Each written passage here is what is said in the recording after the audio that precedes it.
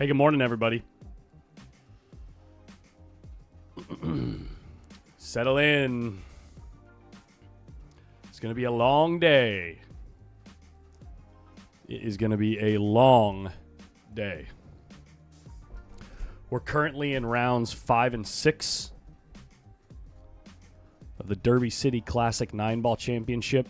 And there's going to be probably 15 rounds in total, I think.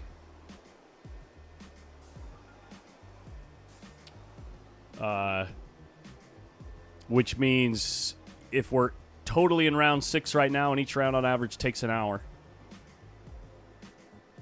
which it actually takes longer than that because they usually take small breaks in between rounds.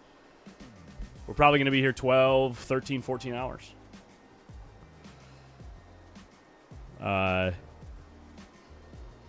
We're currently watching Table 9, T-Rex, Tony Chohan versus John Mora. I believe it's a round 6 matchup. I can confirm that for you. Round 6 matchup. Tony Chohan has already lost once. He's on his buyback right now.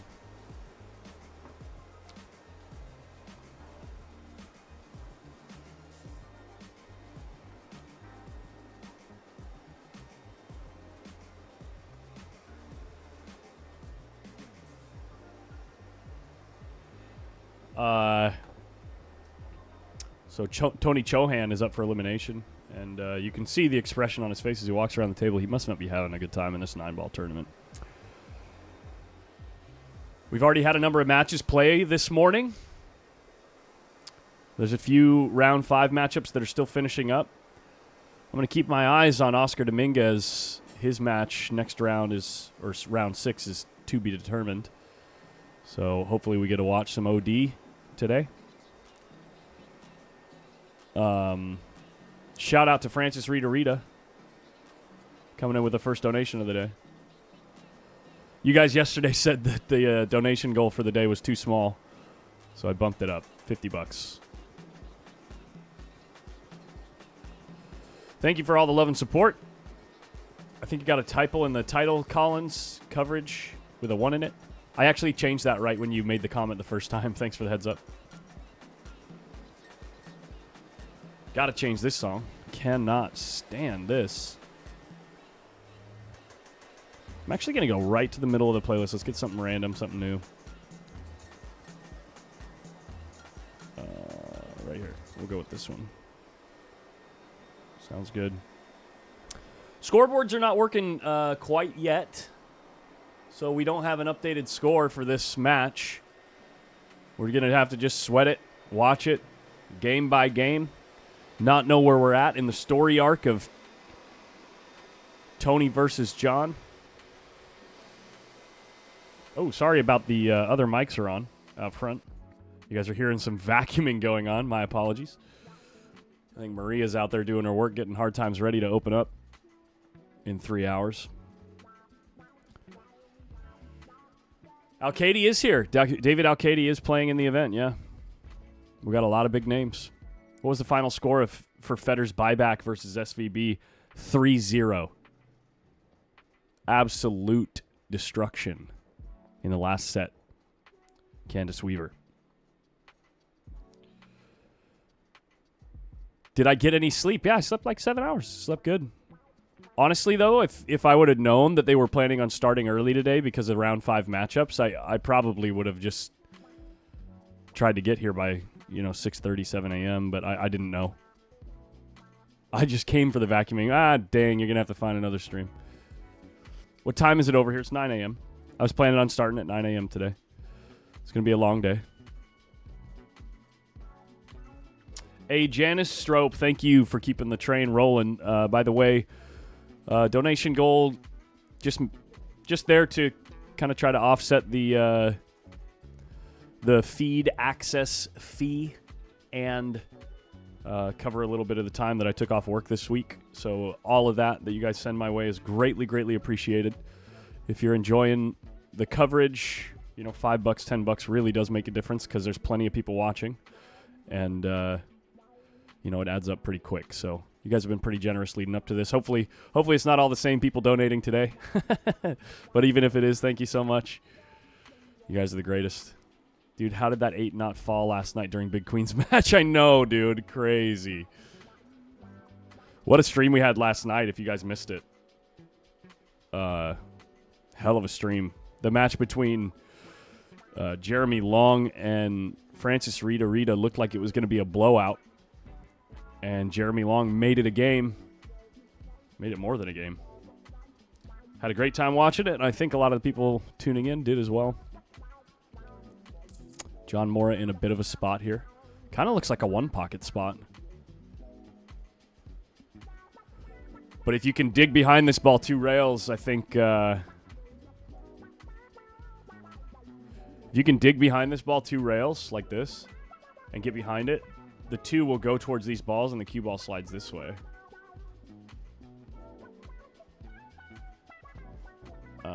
Or you can hit it full, 2 ball goes this way at like a slow to medium pace and the cue ball sticks right here. But you want to get behind it. You don't want to go directly into it, I don't think. He went directly into it. I think the result there is kind of fortunate. I mean, maybe that's what he was intending to do, but...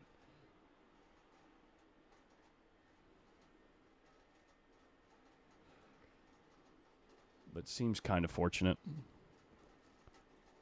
Hey, thank you so much, Tyler. Who won last night? I had to get to sleep. Gerard, just go watch the stream. I don't want to spoil it for anyone who doesn't want spoilers. Just go check out the end of the stream. The last rack was outrageous. Like, seriously, the last rack was dumb. Hey, James Albright III, thank you so much for the $9.99 super chat. Just a fair heads up to everyone on the super chat, just in case you end up going crazy. $5, $10, totally cool on the super chat. But YouTube does take half, so just in case you're hoping to send the whole amount.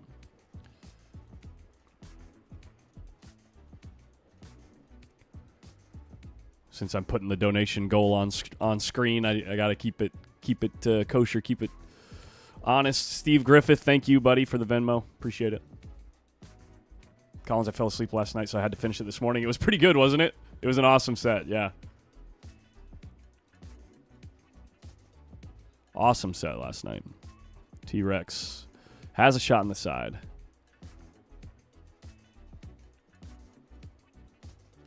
I'd say, honestly, in the long run, this is supposed to be a fairly even match. John Mora has an edge, but it's supposed to be pretty close overall, I think. Let me see if the scoreboards are working yet.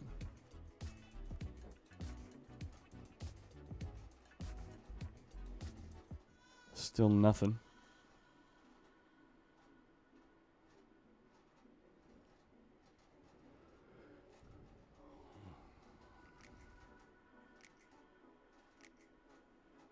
Good morning, good morning, good morning, Steve.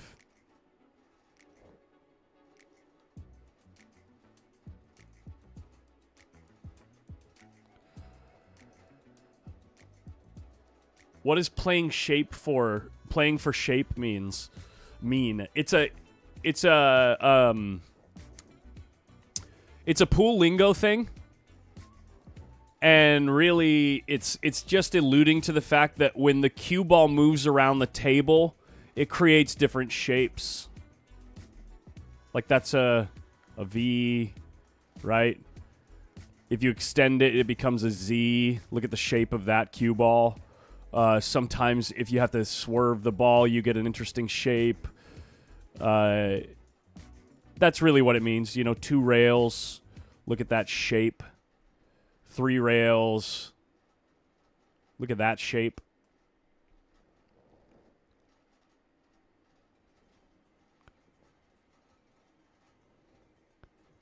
Heading to a 40-team Mosconi Cup in Seattle.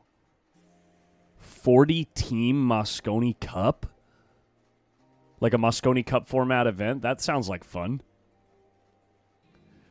Get locked, Chad. Let's go. Lock it in.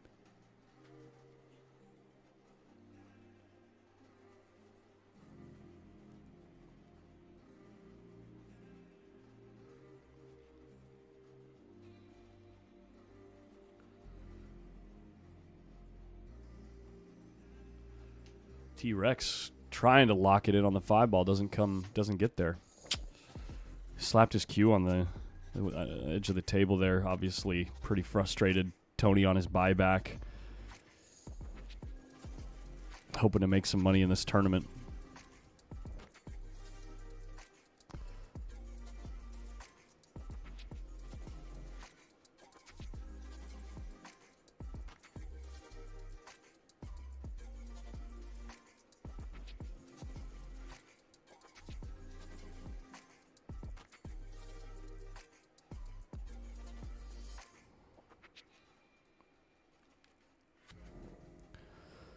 Johnny.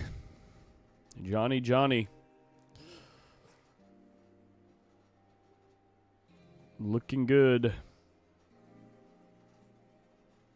What's the score? I don't know, Johnny C. I got here just a touch late. And at the same time, I don't have a working scoreboard. You know, none of the streamers, looks like the scoreboards aren't set up yet for this morning. We should get them soon. I was hoping to have everything set up when we start the next match so we can follow it exactly, but I'm pretty sure that John's in the lead here. I don't know how close to the end of the set we are, though. Looks like John's been winning the most games.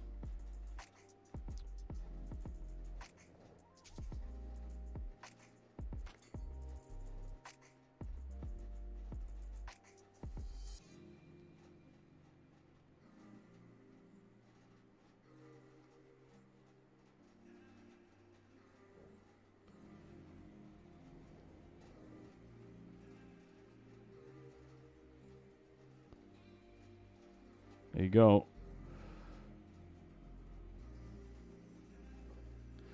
Going to change his glove so he can break right-handed. Oh, no. Tony's taking down his cue. That's going to do it. Tony Chohan.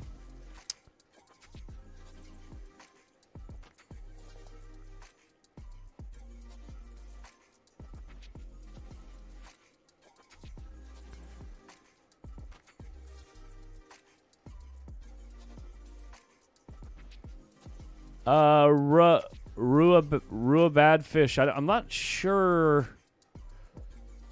That's just not my understanding of what people mean when they're saying playing shape.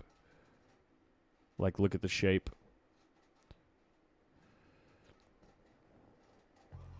This is I always assume playing for shape is just talking about getting to the right angle for the next shot. That's like playing for an angle. I think that's the way that most players would say that. Just playing for that angle. Okay, well. Let's see what we got. Oh, someone has a scoreboard working. Table 11? Hello? Is this last night's? What table is this on? Let's see.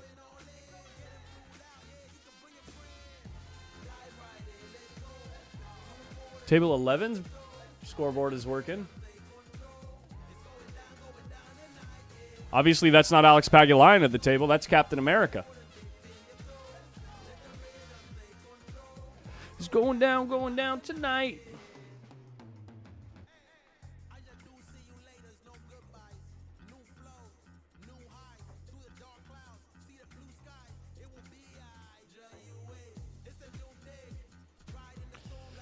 Take a look down the list. This list is going to become pretty potent pretty quickly in the 9-ball. David Alcady currently playing against Louis DeMarco on this table. It's an interesting matchup.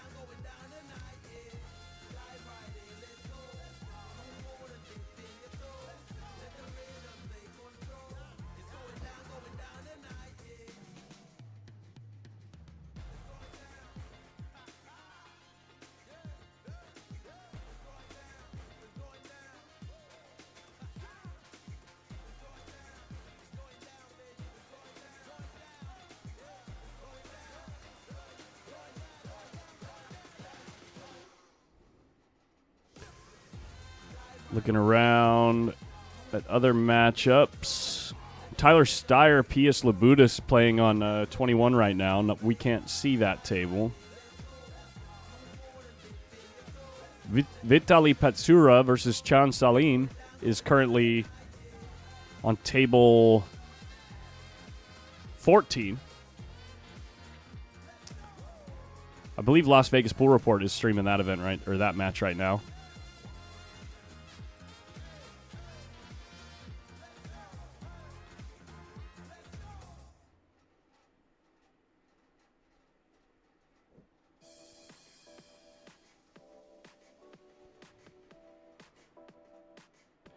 Hey, Jeff Berger. Thank you, buddy.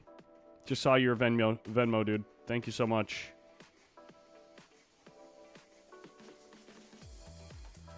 Just saw that.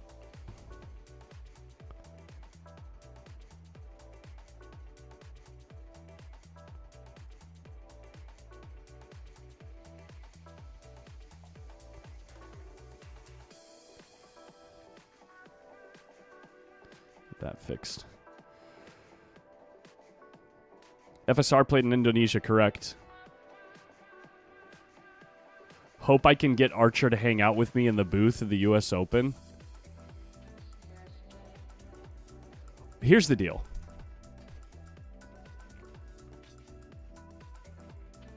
Here's the deal. Could be interesting.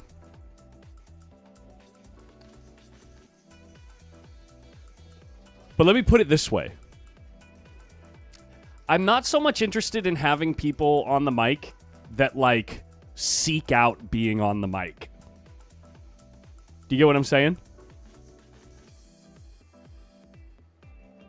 Like, the type of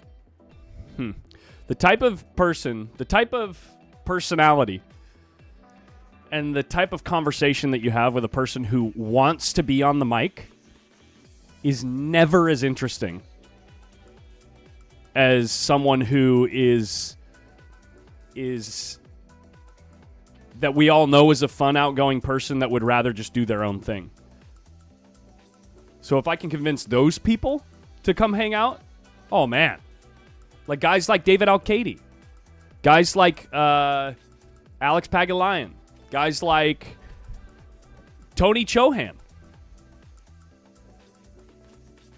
Who else would be really interesting? I don't know much about Evan Lunda. He seems like kind of a quiet guy. Oh, John Mora is a good one. John Mora's hilarious. Fedor GORST, another guy that is, you know, he'd most of the time rather just be focused on his craft, but they're interesting, fun people. Josh Roberts, probably, yeah. Josh, I like his style, yeah.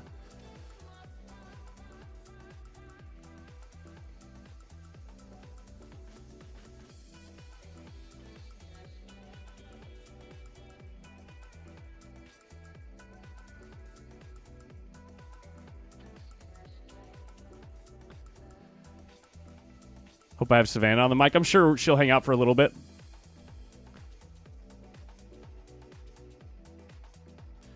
Yeah, gotta update this.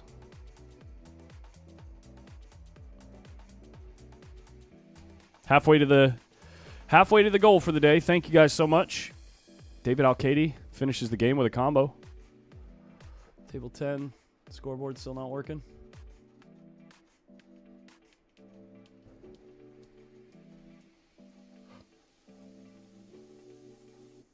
Huh.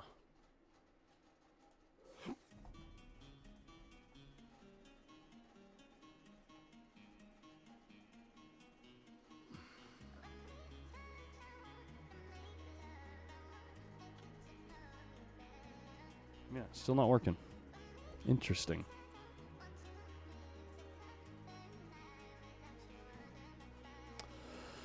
Might have to put my own scoreboard up.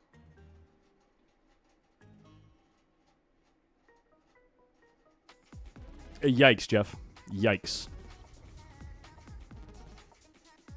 Oh, that's interesting matchup. Well, maybe not, but Victor Zielinski is currently playing BJ Ussery on table 20, just outside of reach. See if any TBDs have been filled in yet. No, sir.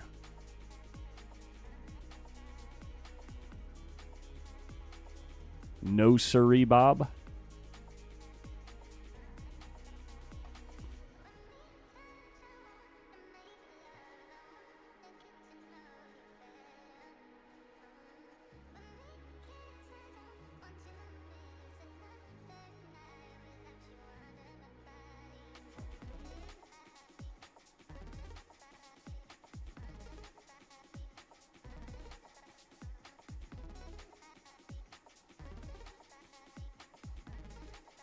I might have been using shape wrong.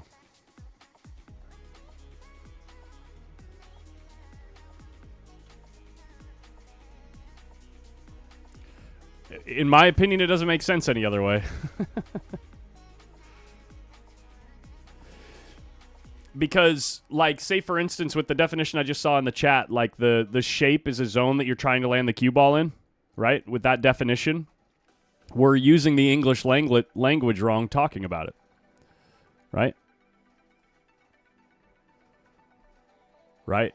If that's the shape of where you're trying to land, and you play the cue ball like this, and you say, oh my God, look at the shape on that shot. Well, the shape isn't on the shot. The shape is where the cue ball landed. Look at the shape where that cue ball landed. Would be the right way to say it. But we don't say it that way. We say, oh my gosh, look at that shape. The only way it makes sense is for you to be referring to the way the cue ball's moving. Look at this jelly roll. Wow, sick. Louis like laughing. Looks to the side. You guys see that? Shape is correct side of the ball. Oh my God, I did it again. Mother.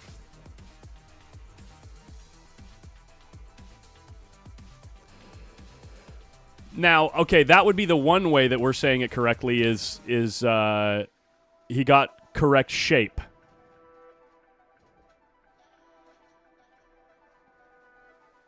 He got the shape of the next shot. That would be the only way that we use it correctly. Language-wise. Bobby Jan, thank you so much, buddy. I just messed up my overlay. One sec, guys.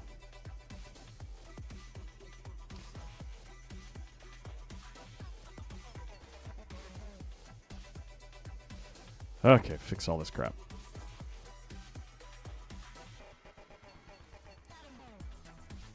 Used correct shape. Yeah, exactly. It's a little bit, the phrasing is a little bit out of context. Oh, yeah, that was the right shape on that shot.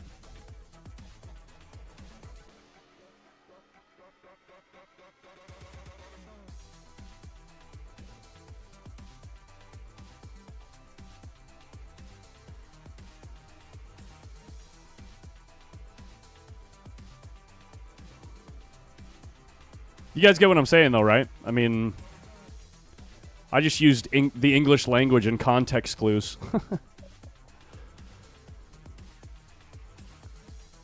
It's a transitive verb. Oh. Good shape, good position, bad position. Yes. Yeah, that's like a synonym.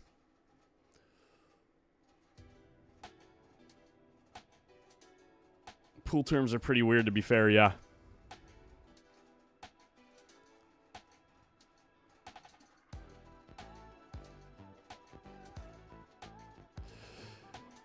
Yeah, and in that context, Odium, I always thought of it, so Odium says, if I land on the wrong side, land on the right side, I refer to it as getting out of shape. Yeah. In that context, the way that we refer to it, it only makes sense that you're talking about, like, the shape of the run out. Okay, well, you say the correct shape would be for this run out would look like this.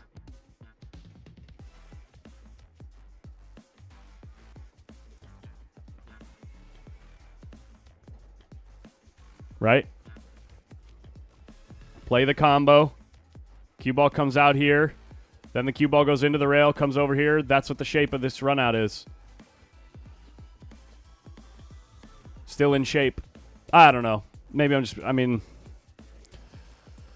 that's the way that I've always referred to it with the boys. The heck with shape. Let's talk about how Brits call draw screwback. Yeah, right? Yeah, I like that. M and something that isn't M says, that's where I differentiate between line and shape. I can be out of line but have good shape. If the out is still there, yeah. I agree. Did Miesco beat SVB? I don't know.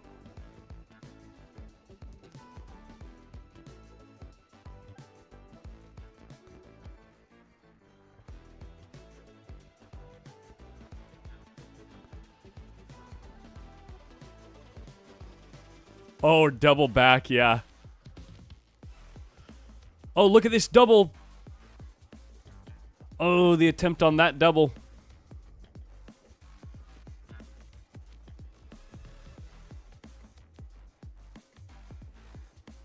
Hey, Jason Bryant.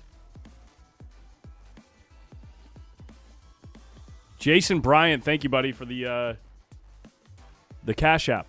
Getting close. We are getting close. You guys are always so quick about taking care of this. I really appreciate that, guys. David Al-Qaidi. Tough shot here. What do you do? What do you do? Let's learn something. Try to cover it up with the 7 or just create separation. There you go. Create some separation. I bet you Louis goes after this ball, tries to play a two-way shot, and ends up selling out. That's what I think happens. You think it... Or I mean, this shot ain't bad. That shot ain't bad.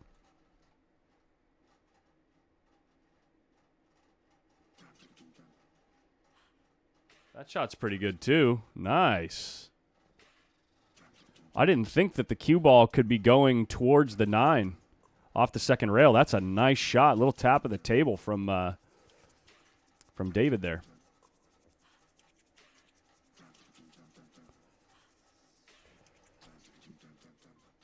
Take a look at the schedule here, see if we've got anything interesting going on.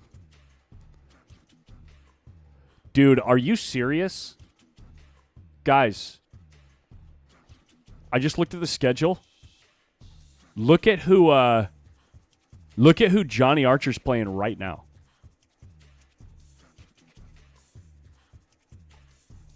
What the heck is this beatboxing song? Boom, boom, boom, boom, boom, boom.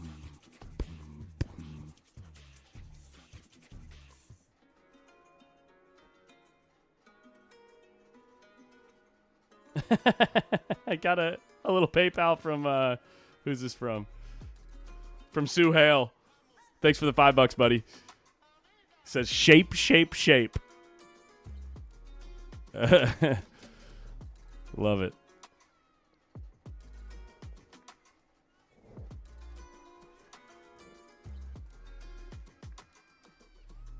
Looking at Oscar. No. He's not playing Oscar. No. Sorry, I was going to show you guys. I was setting up my... Let's see if Louis can make a good shot here, and then I'll show you who he's playing. It's not that exciting, but it's pretty interesting. He went after it. It's not going to work. Cue ball. I don't know if you can call this a complete sellout, but David's a favorite. Look at this, guys. Oh, dang. Here it is. Look at this. Jeff de Youngblood. Tell me he actually has the last name Youngblood.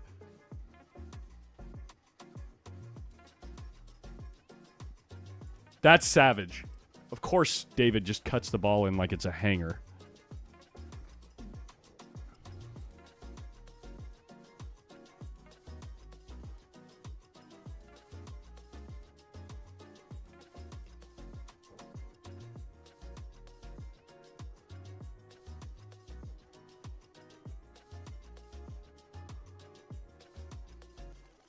I've seen people with that name before. It's odd, yeah. Yeah, and they both have a loss, right? That was on table 11, right? Pardon me. David Al-Qaidi gets out. Table 11. The guy in the chair right back there. In case you were wondering, that's what a young blood looks like. Why is my feed lagging? Hey. Stop lagging.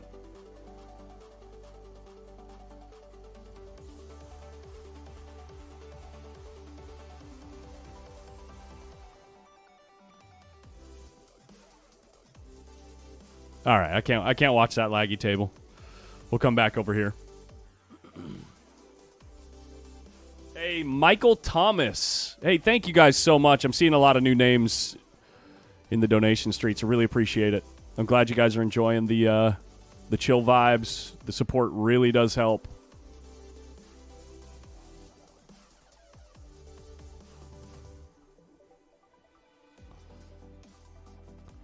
Let's go to D. Atkins to have some support for the Ohio boys. You guys want to check that out? I mean, David's looks like he's running away with this set.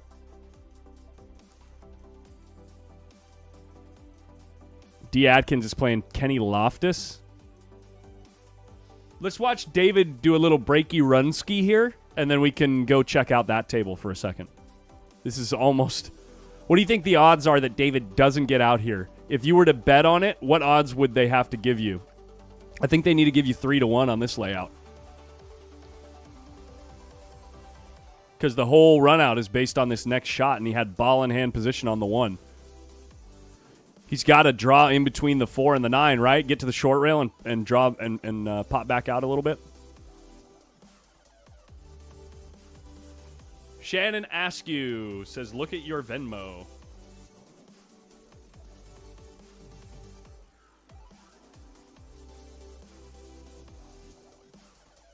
Lance Frampton and Shannon Askew. Come on.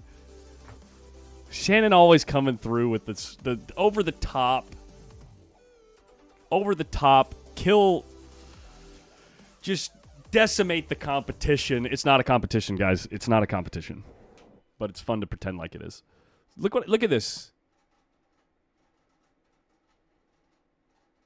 Look at this.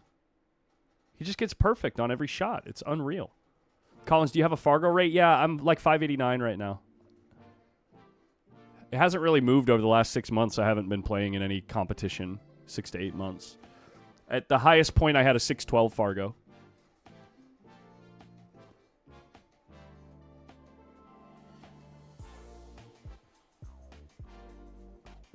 Oh, Lawrence. Did I say Lance, my buddy? Mr. Frampton, it's Lawrence. Oh, my bad. You guys are the greatest.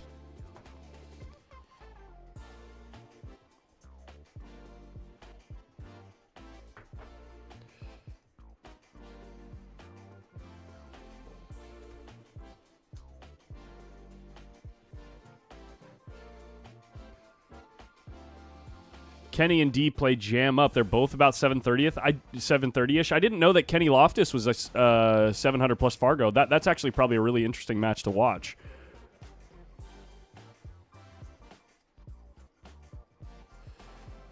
Filler versus Childress on 6 looks like a good match. Unfortunately, even though Childress plays, 700-plus Fargo pool, Filler's just gonna steamroll the guy. There's nothing you can do. Let's go check out table 7 after that little break and run. I'm going to keep an eye on the side to see if the break from David Alcady looks good, and if it looks like we're going to get a... hold on. If it looks like we're going to get a package or something, we can go watch that package.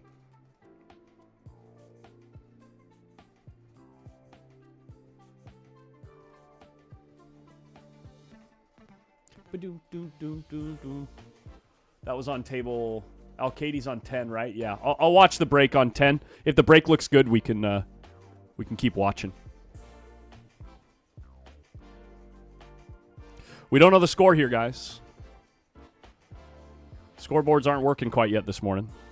Kenny is a 735. D is a 739. Interesting. Oh, Pia Filler. Gotcha. Okay. That is interesting. That is an interesting match. David just broke. Ball down. Shot on the 1. We could 4-table this. You guys want to do the 4x4 screen? Since we don't have scoreboards? What do you guys think? We could have this match. We could have the Alcady match. We could have the Pia Filler match. Jason Hicks says the score is 5-5 here. Very interesting. Now, Katie made the break, and he made a shot on the one ball. Do it. I think that's what we got to do right here, right? I'll get it all set up. Table 7 in your top right. We'll put table 10 in the top left.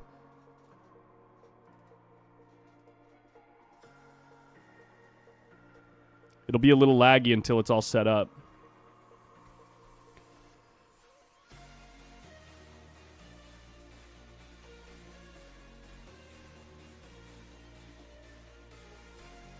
So David Alcady currently on his second break and run out in the top left corner there. What table is Childress and Pia on? Table 6, okay. So we'll put that in the bottom left. Since there's already a 6 in that one, that makes that easy. And then we need a 4th match to sweat. What do you guys got?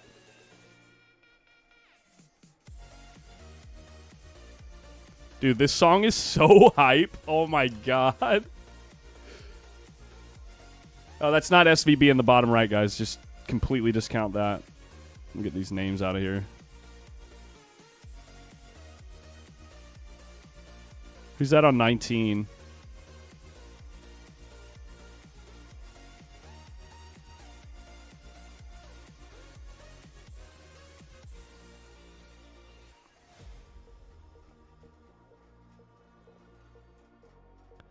Yeah, Super Guppy. I know it's not for everyone. Levan Corteza on 19. Oh, yeah, that sounds great. We'll just leave it like this. Alex Pagulayan, is that one scheduled already? Looks like table 19's lagging a little bit. Let me give it the refresh.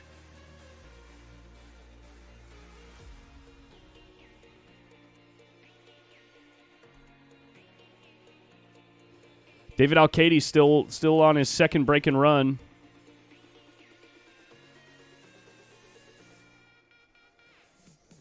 Table 16 has Torsten Homan. We got Toasty. Alex Pagulayan scheduled at 11 a.m. Pacific or Eastern. Table 15 versus Robert Patrick. Guys, I'll let you guys choose. The bottom right screen, do you want Alex Pagulayan or do you want Levan Corteza? Alex Pagulayan's about to start right now. We could kind of keep track of the score if we put that one down there. What do you think?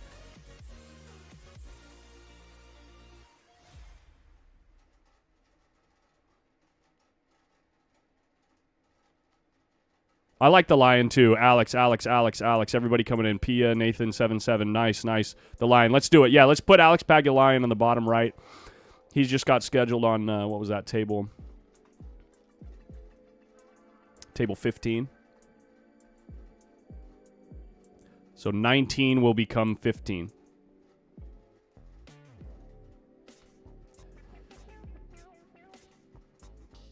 There he is. There's the man. The man himself, probably one of my favorite pool players of all time. We'll put some names up so that people joining can know who's playing on which table. But for now, table 19, the text there becomes table 15. Boom. And then I can do this. So in the bottom right, we got Alex.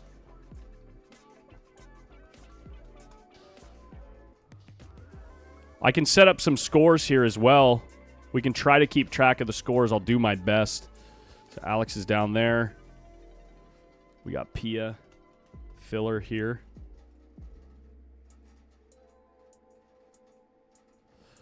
We got... Why is Evan Lunda on table 10? Did Alcady finish the set? Alcady finished the set on table 10.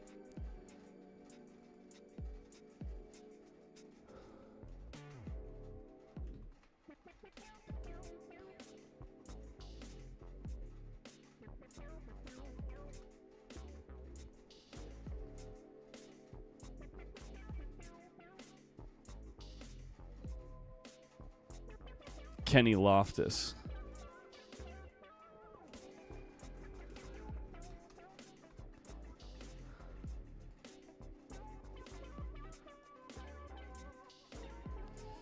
Table 7 is supposed to be table 5, right?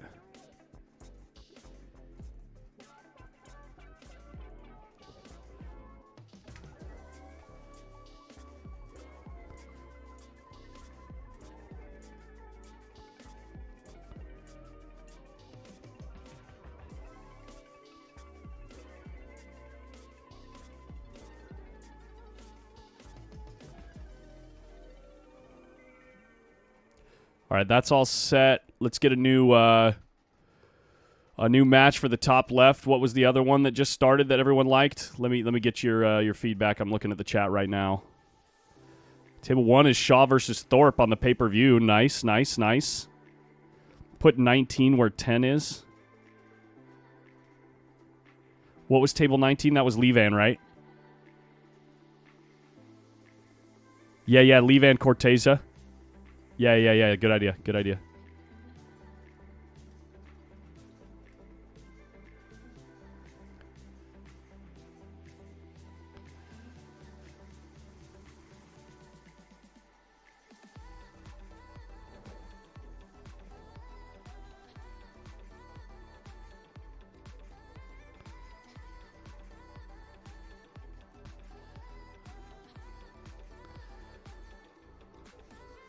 There we go. So the matches that are kitty corner to each other. I gotta add in a whiteboard here too, so I can kind of draw some crap. These two matches, this match and this match, are both really tightly contested, like getting close to hill.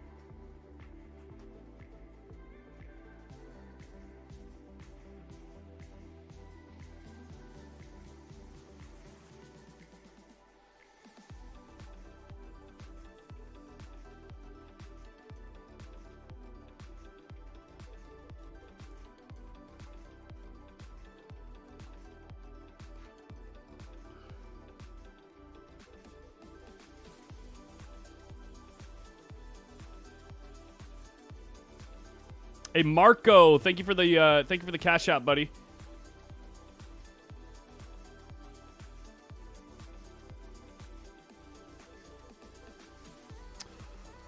Okay. Looks like D. Adkins just got another game. He's got to be somewhere around 7, something like that. I got to pull up a chat. I got to pop out the chat. By the way, if you're on Facebook, I can't see your comments right now. Or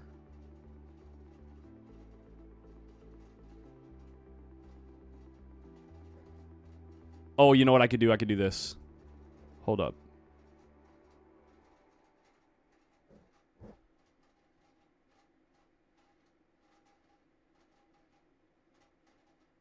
What do I do?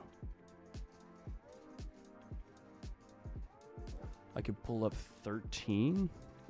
Studio mode, 13,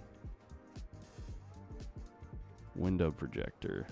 See if I can see the chat over here. And then 13, turn off the background. There it is. Now I can see you. Corteza up 1-0, 6-6. D. Adkins and Kenny in the top right corner.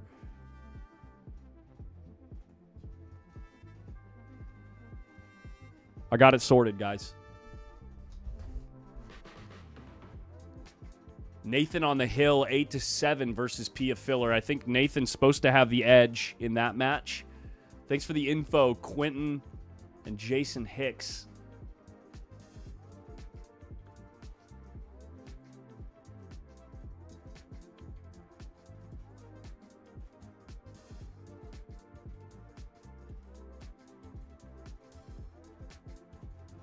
This is Kenny Loftus at the table, right, guys?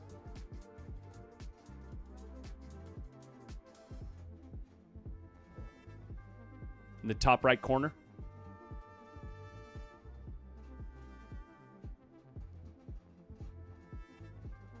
Oscar on table 3. I'm just now jumping into the sweat locker, baby. What's up, Jennifer Rabbit? Good morning. Nathan Childress breaking on the hill. Makes the one in the side. Almost scratches.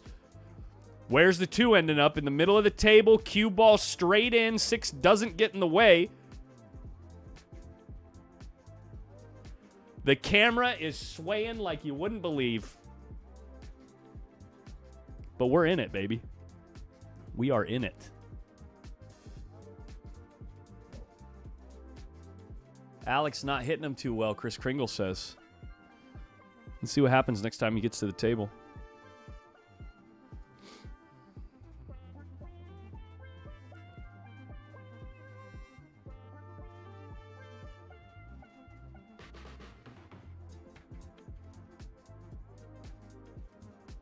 The silver break, Quentin. If you know, you know, dude. Nathan Childress with an opportunity to run out on the hill. Can't tell if it's the 4 ball or the 8 ball on the left side of the table. I think the 4 is on the left there.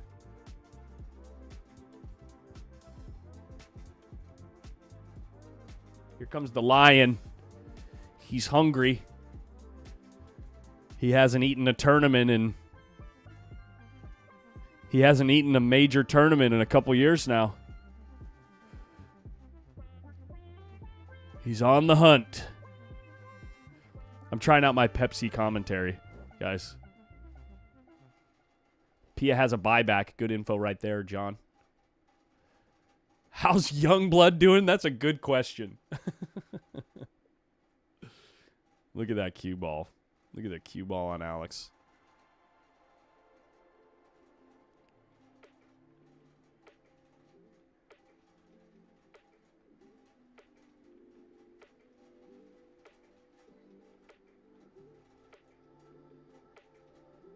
Next time I do this, guys, I'm going to have... I'm going to get my Stream Deck set up so it's a lot more intricate and easy to control everything that's on screen. So I can keep score easily on 4 tables. The way it's set up right now, it would be next to impossible for me to keep track of everything without just hitting buttons. But I'm pretty sure I have a way that I can get it set up.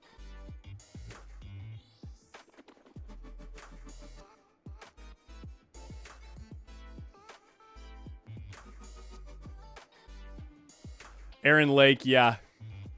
It is a reference to Pepsi, yeah, the silver break.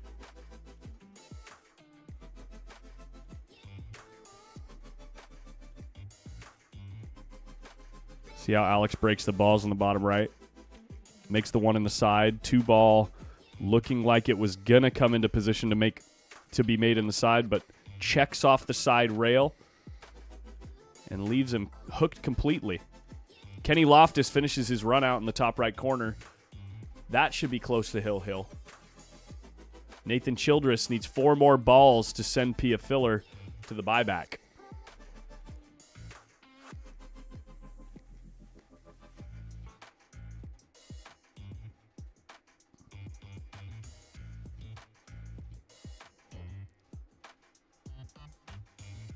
Looking like another 4 a.m. finish, yeah. Torture you, yes. I plan on streaming until there's nothing left to stream, guys. I plan on, because tomorrow's Sunday, I can just sleep in if I got to stay up late tonight. So I plan on streaming until there's only pay-per-view left.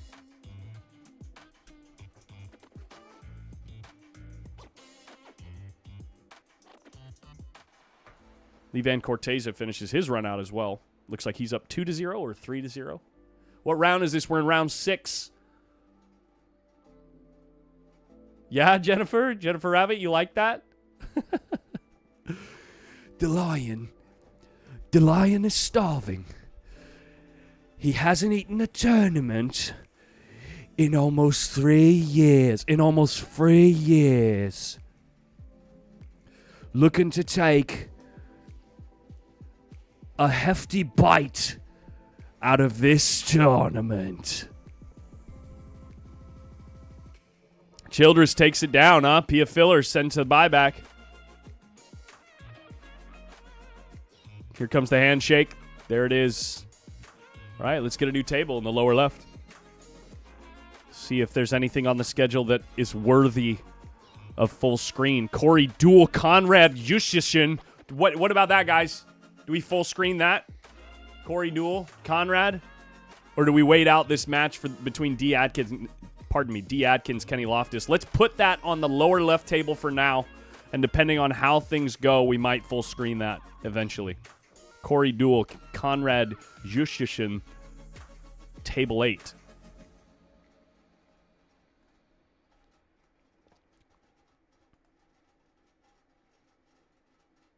That's going to be instead of this one.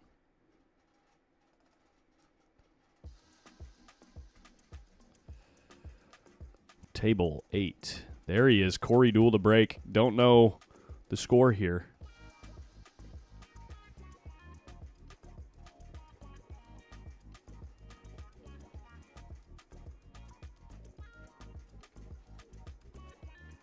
Come on. There we go. There we go. That is not Pia Filler. That is...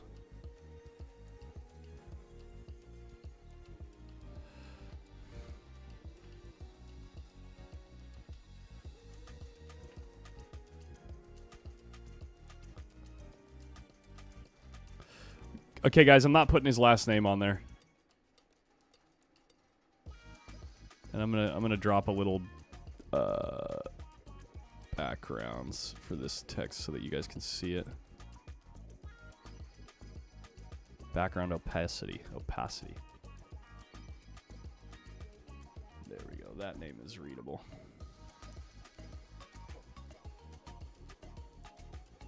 Ooh, already some drama between Corey and Conrad. Really? What'd I miss? Aha! Aaron Lake. Funny joke. Funny joke. Put 8 where 6 is? Yo, yeah. That's what I did. Aha, I did that. Cool.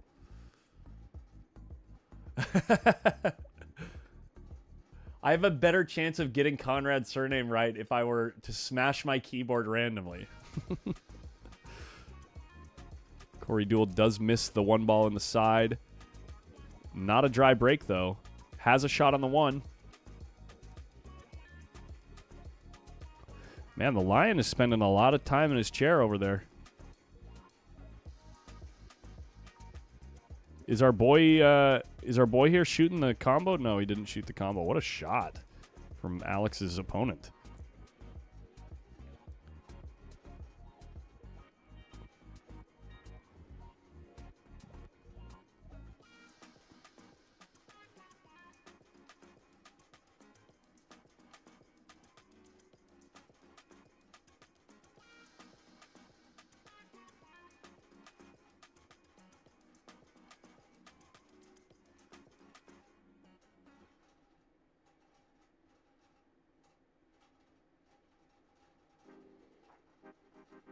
Lee Van tries to play it safe, doesn't get there.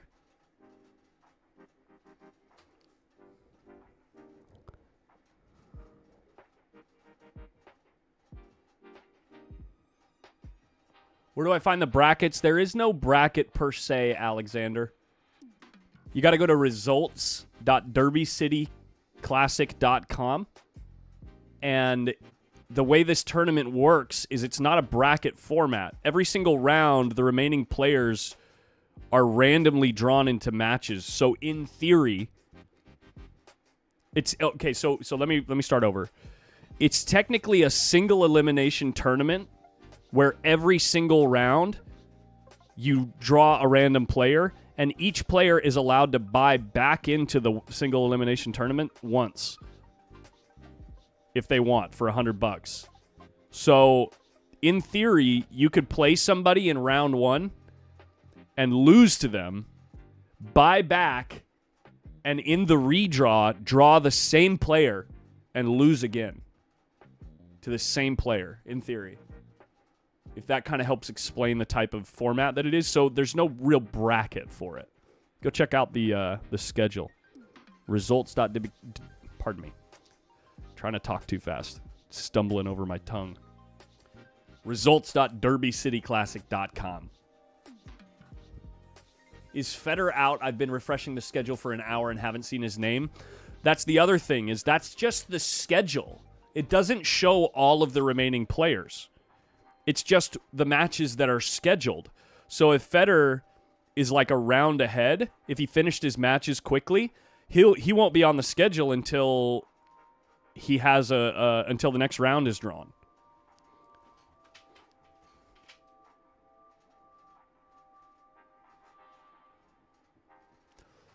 Looks like, is that D. Adkins probably getting to the hill right there? Is D on the hill yet, guys? Pagan Lion is not versus DeMarco. He's versus an unknown. He's, oh, God, this song. Oh, my God. Next. Alex is currently playing against...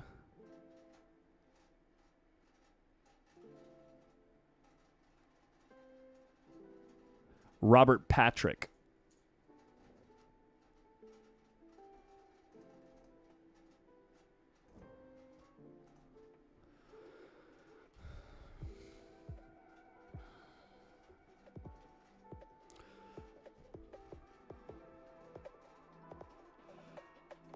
So the way I'm going to do this is once the top right match ends, we can try to find another decent table to watch at the same time. If the Lee Van match and the Alex Pagulayan match are looking like runaway matches, then we'll just full screen the Corey Duel Conrad musician.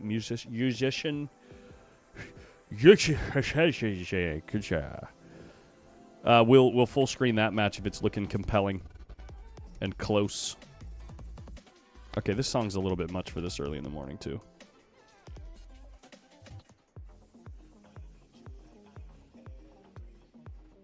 Conrad makes a really nice break. One goes straight in the side. 2-ball comes out in the center of the table. A lot of traffic getting from the 2 to the 3, though, for Conrad. Interesting little shot here. Let's see what he does in the bottom left. In the meantime, in the top right, D. Adkins came up with a dry break. Kenny Loftus comes to the table with a very doable run out in a very closely contested match. Close to the hill. Is anyone's stream a little fuzzy? Trying to figure out if it's me. It starts clean, then it gets fuzzy. Tried multiple different Wi-Fis and TPs. Steven Tyler, choose. You can choose your quality setting on YouTube. I'll show you in a second here. Conrad made a couple of great shots. Holy crap. Blazing fast. I didn't even realize he already got on the next ball. Holy crap. How fast does Conrad play?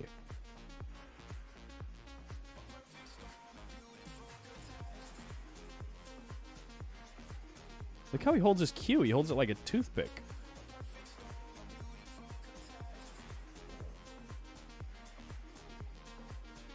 I'll show you guys in a sec. Those of you that are looking to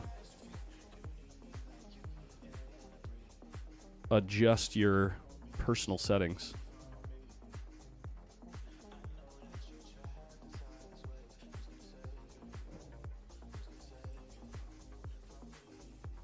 Kenny Loftus coming up a little short on this 5-ball. It's going to be real tough to get on the 6 from here. Actually, maybe he has a perfect angle to run into the 7.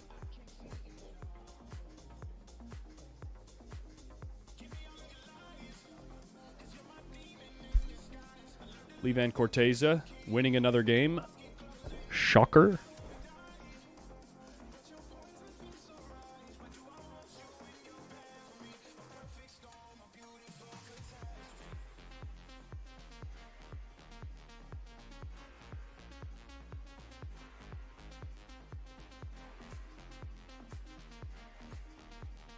Wow.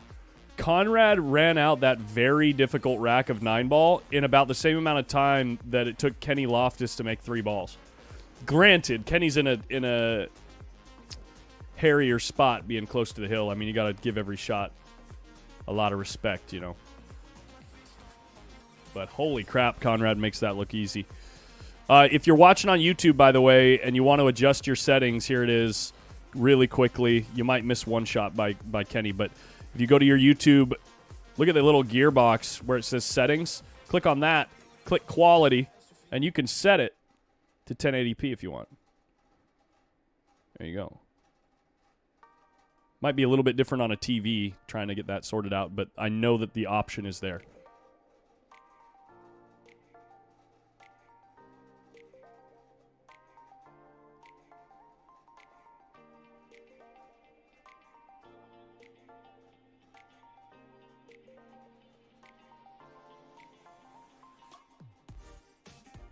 I have a gallon of drywall dust in my sinuses and lungs, but I'm okay.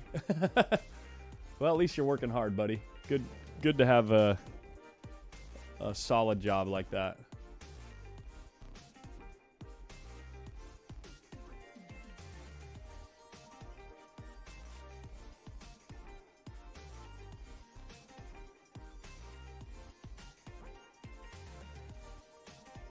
Thorpe 3-2 over Shaw.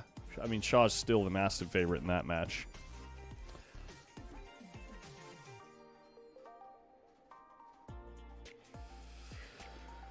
In the meantime, Kenny Loftus plays a absolutely soul-shattering safety versus D. Adkins, given the spot.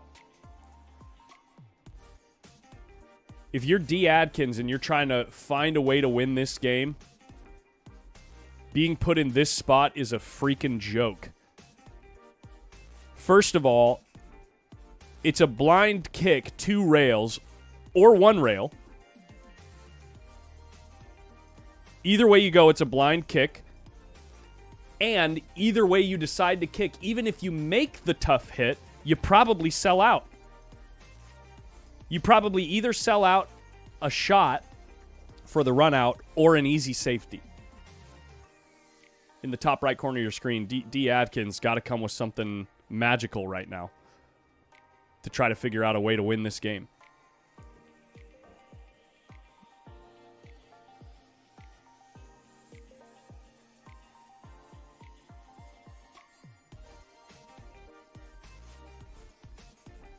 Hey, John,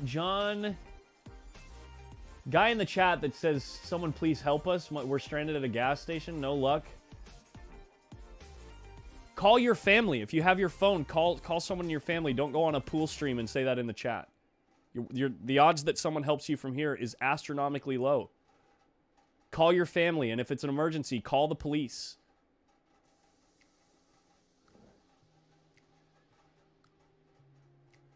D. Adkins gives up ball in hand. Really, there was nothing else he could do in that spot. I mean, the other thing is, if you're someone in this chat thinking about trying to help out John Dalphin, the odds that that's a real comment in a real situation are so low, it's probably a scam. But if it isn't a scam, call the police, John. I've called my family and police an hour ago. I don't know what to do for you, buddy. If the police can't help you in under an hour, I don't think there's anything we can do for you. I'm really sorry.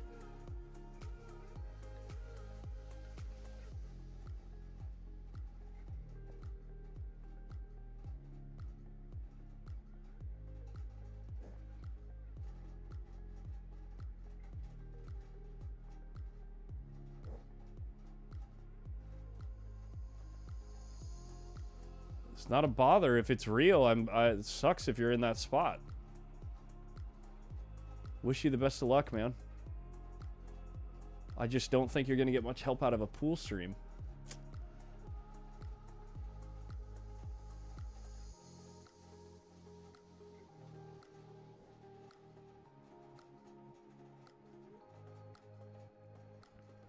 Anyway, back to the action. Prayers for John. Prayers for John. That's all we can do is pray. Alex Pagulayan. Looking like he's kind of struggling with this his opponent here. Oh my god, he almost missed that ball. Is Kenny Loftus going to scratch? No, he makes it past the side.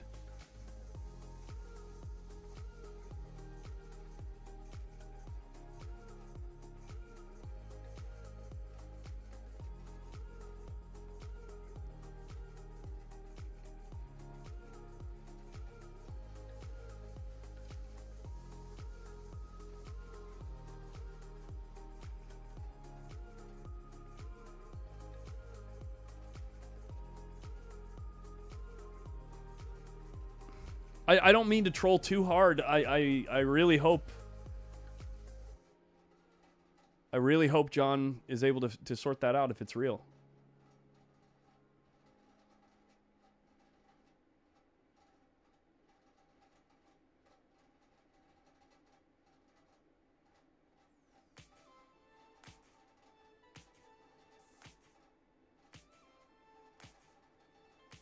What do you call a pool player without a girlfriend or a wife? A professional? No, I'm just kidding. I don't know.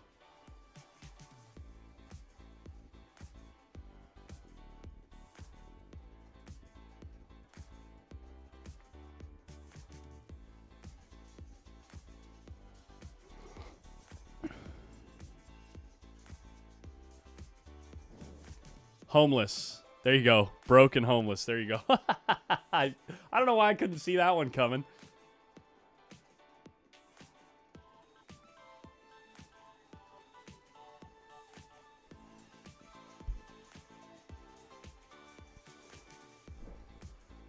Do do do do do do do do do do do do do do.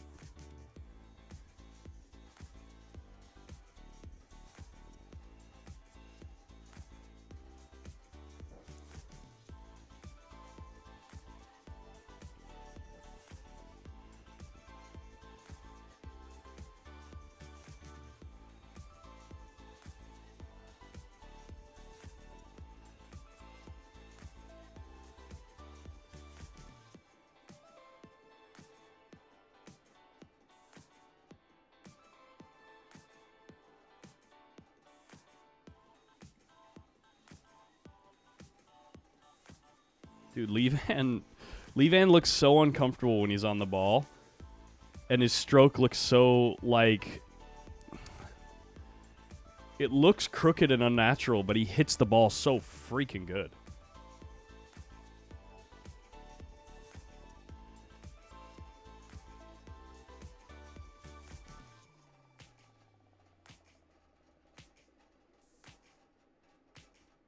Look at this save by D. Atkins.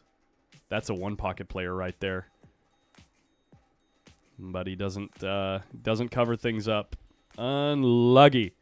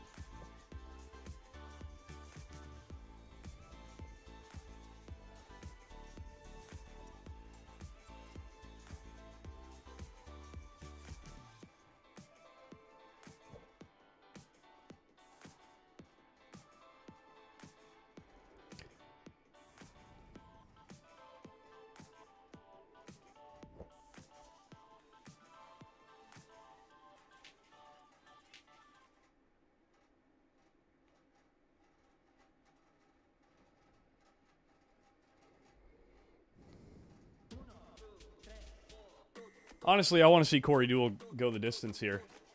I want Corey to win this match in the bottom left. I'm a Corey Deuel fan. I really am. Okay. What is going on with the music today?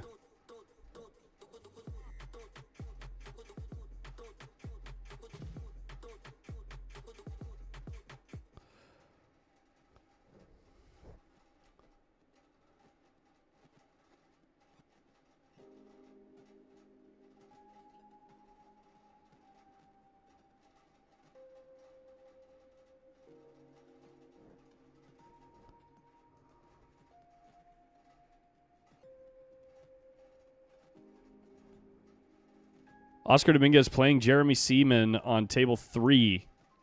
Does anybody have info on that match? Jennifer Rabbit, do you have a score on that match? Both of them have already used their buyback.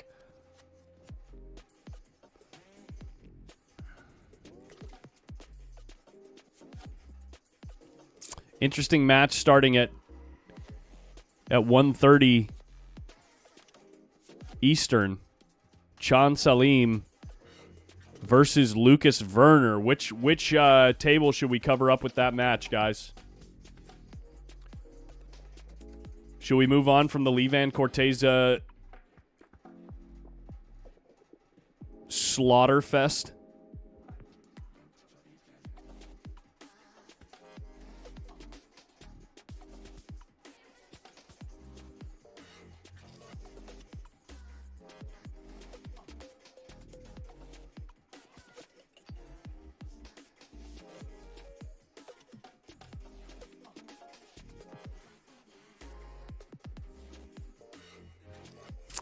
Alex is playing an unknown.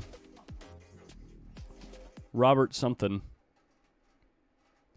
Patrick. Robert Patrick. I don't have access to Oscar's table. It's on table 3. I've only got tables 4 through 19.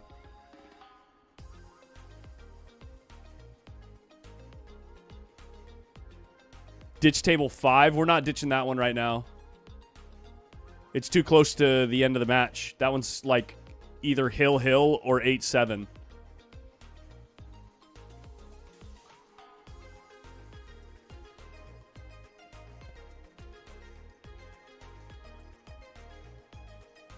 Levan Corteza just making the game look so easy.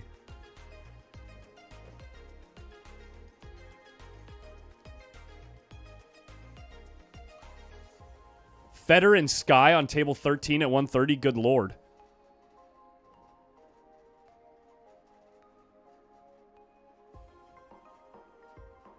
I mean, we gotta get rid of one of these tables at some point.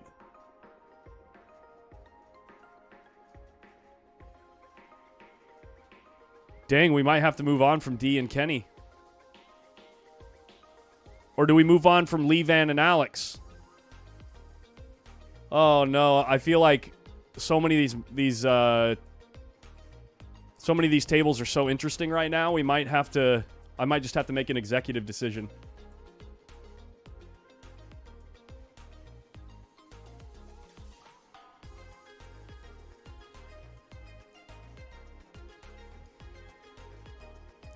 Both of those matches are really interesting.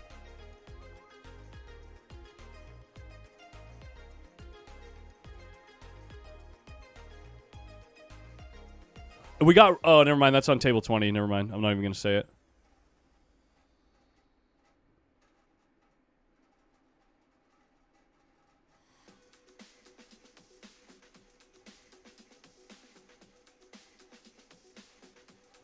Okay, we can go full screen for FEDOR. Pardon me. You guys, let's do... You guys want to do full screen? FEDOR and Sky? Or is every stream on the planet going to be streaming that match?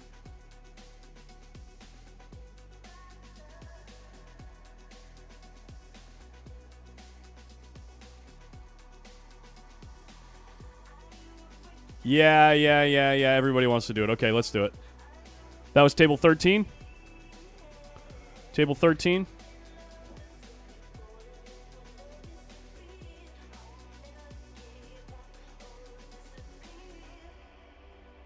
That looks like John Mora to me. Oh, is he just hitting balls? Is that Skyler Woodward in the top right? Or is that FEDOR? No, that's not FEDOR. There he is. Woodward. Woodward.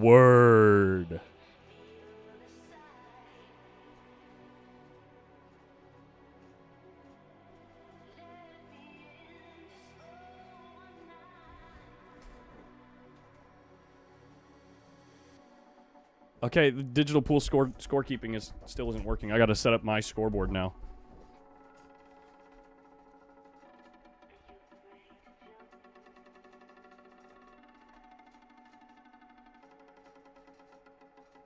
Let me do some work here, guys. Get that out of the way.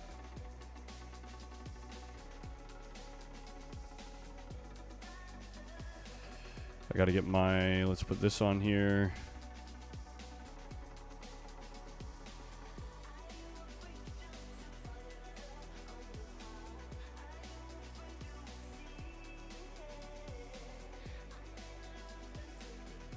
That right there. We're going to do this. I can add in my scoreboard. Group, add existing.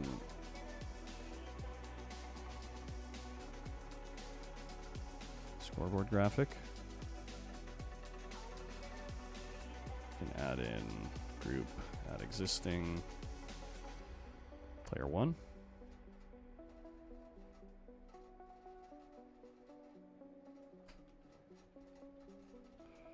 Give me a second, guys. I'll get this sorted shortly. Group. Add existing player 2.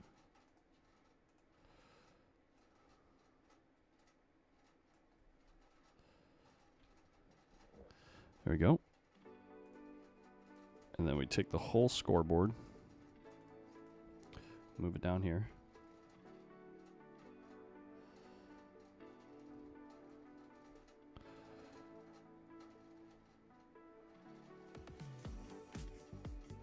Or I'll do it above.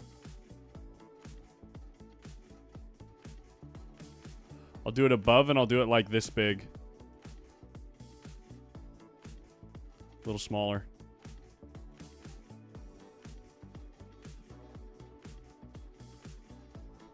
No, I'll do it down here.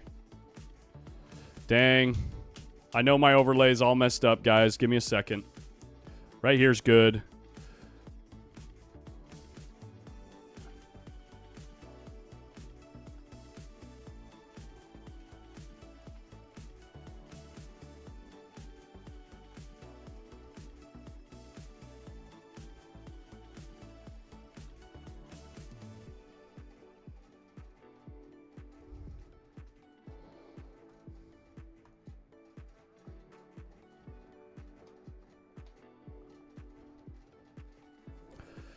Get the race sorted.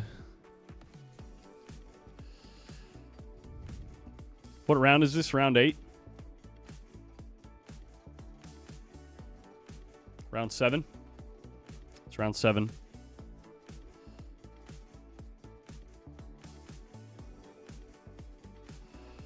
We're racing to 9.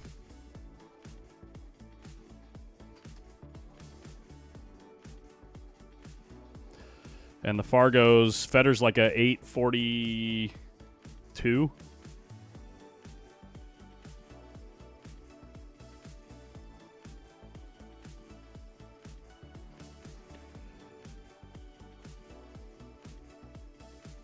$845. Good lord.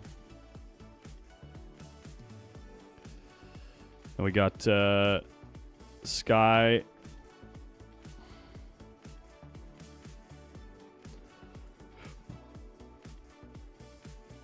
$811.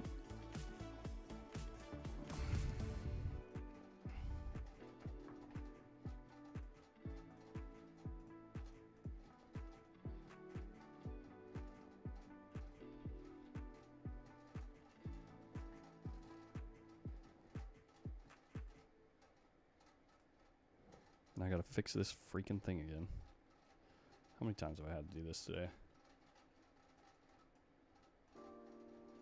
I don't understand why this keeps happening. I'll have to figure it out.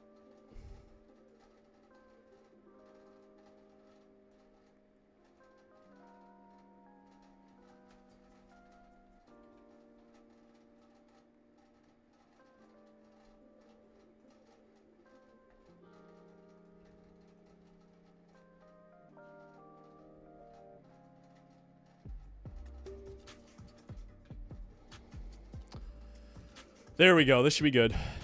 This should definitely be good. This should be starting any minute now, guys. FEDOR should be showing up shortly. I'm going to get some coffee. Share the stream, guys. I'm going to change the title.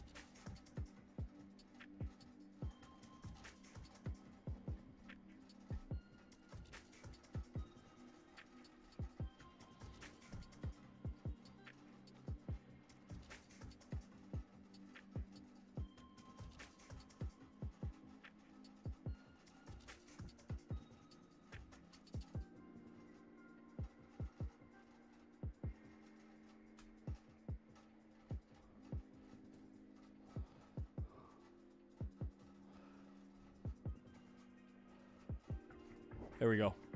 I think we're set, guys.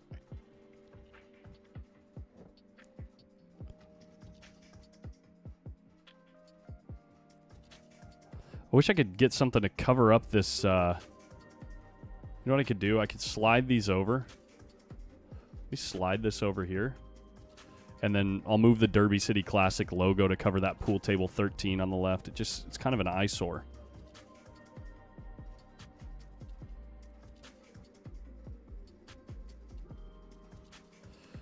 I can stick the viewer count somewhere else. Stick this up here. Maybe here. Yeah. And then we move the Derby City Classic logo down here. Let's just cover that up. That looks a little better. Now the scoreboard's a little off center, and what do we do?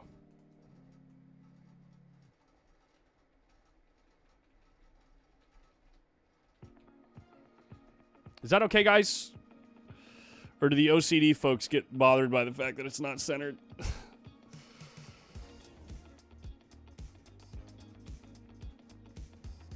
Yeah.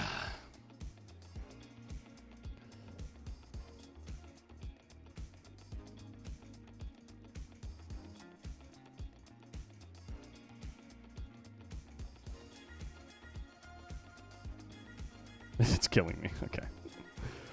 Just because I said something.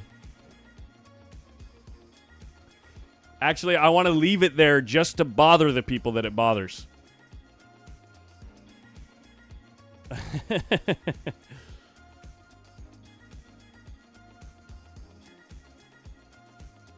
Skyler's just warming up, guys. Skyler is just warming up. Match should get started soon.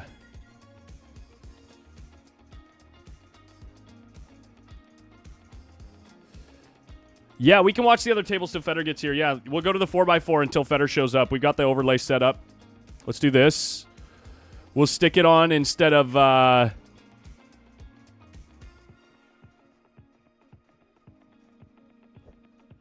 Where should we stick it instead of Levan? Let's set it up there instead of Levan. Because he's just wrecking the other guy. You know what I mean? It's like... No one needs to watch somebody, like, kick a wounded dog. It's table 13, right?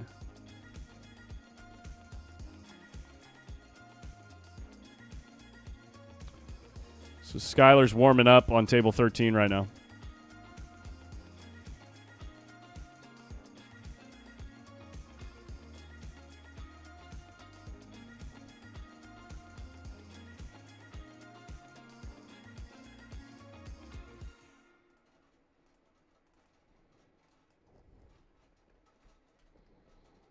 I wonder what's taking FEDOR so long.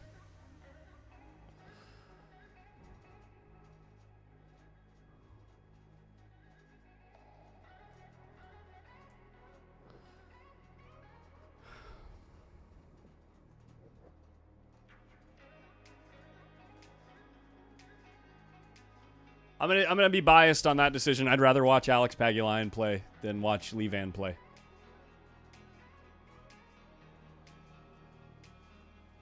Is this on Facebook that I can share? Yeah. Just search Post Up on Facebook.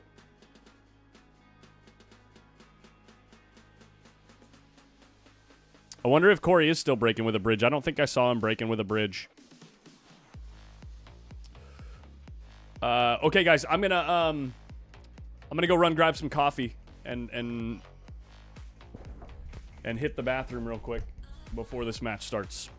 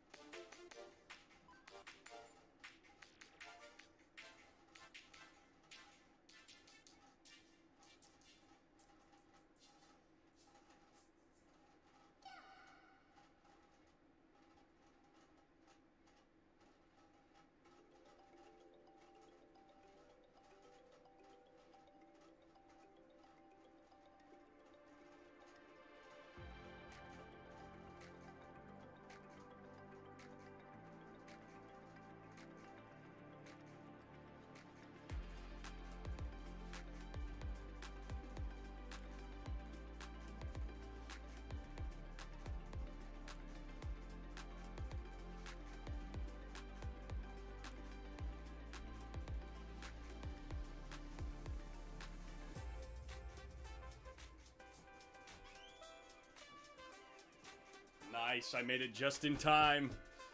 Perfect timing. Here we go. We got a match. We got a match. A hell of a matchup here. Lag already happened. FEDOR racking the balls. Wins the lag. Skyler Woodward. FEDOR GORST. A couple of Moscone Cup legends already. Well, actually, I don't know if I'd call FEDOR a legend of the Moscone Cup quite yet, but definitely a legend of the Derby City Classic. Get your wagers in the chat. We're going to, on the YouTube chat, let's do a little poll. Who do we think is going to be sent to the buyback?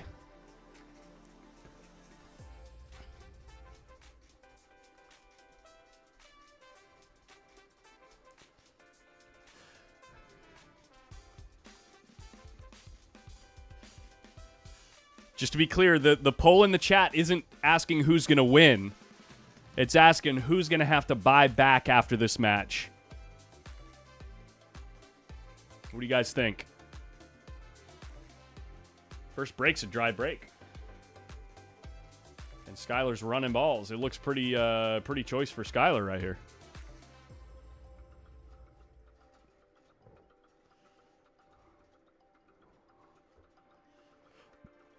Few people going out on a limb and saying Skyler's going to win. Dude, it's 4.5-inch pockets. It literally comes down to the break in this match. Comes down to who can figure out how the table's breaking and who can make a difference. Yeah, who can dial in that one ball and keep the balls spread apart.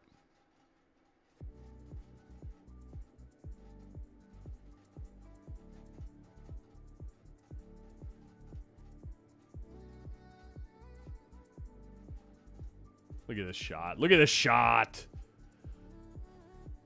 God, Sky is so entertaining to watch play the game.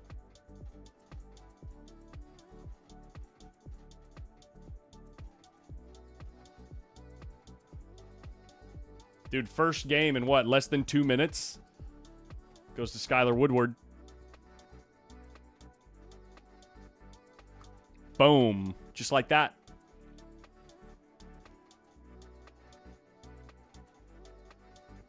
I know there's got to be a ton of Skyler fans in the chat, guys. I'm sure, but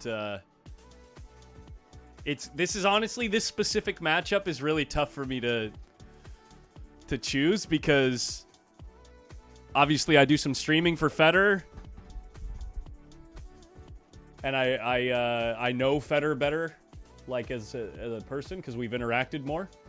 But I freaking love watching this guy play.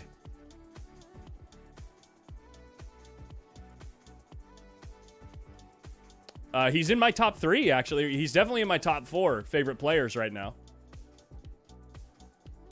Top 4 favorite players to watch: FEDOR GORST, Alex Pagulayan, Carlo Beato, Skyler Woodward. I love watching those 4 guys play. So fun. For different reasons, too. Each one is for a different reason. No one in the side. No ball down. One ball dresses up behind the 3 ball. There is a kick and stick safe here. I don't think you push out here. I don't think you can push out. The kick and stick lays fairly favorable. Send the 1 near the 7.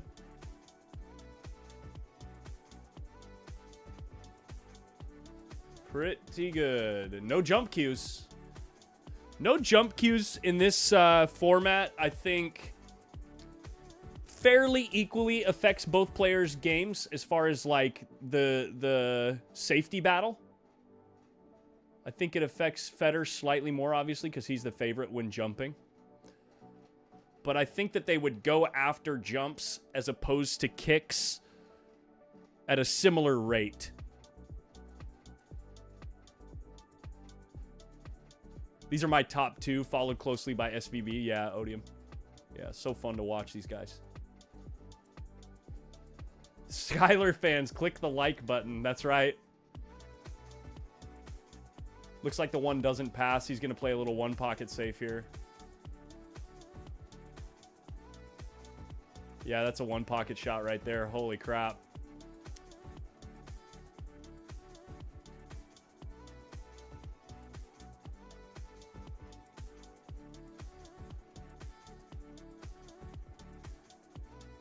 Sky is a close second for jumps. I'd say Sky has more like clutch, outrageous jump shots that convert to wins. No, that's I can't say that. Never mind. Overall, that goes to FEDOR. But at the Mosconi Cup, Skyler has some just outrageous like jump banks, jump kicks, and stuff that he's done to convert to wins at the Mosconi Cup. Obviously, FEDOR's going to get there. FEDOR's going to end up getting there. He's going to play in enough cups and have enough jump shot situations that he'll get there to be the one to have the most. But some of these hype moments that Skyler Woodward has created in the clutch are so amazing, so satisfying. Like right here, Skyler would be jumping at the 1-9 combo, but now he can't even access it, right? You can't even get there. The kick here doesn't exist. 5's in the way. The kick here doesn't exist. 7's in the way. There's a Z kick at the combo, and that's it. But this ball right here is really big for the Z kick. Get it one time. Ooh, God, so close. And he sells out the game, unfortunately. I mean, it's rough. That's rough, dude. Look at him walking away, pointing at the table. Obviously, FEDOR shooting the hanger 1-9 combo. Obviously. FEDOR GORST ties it up 1-1.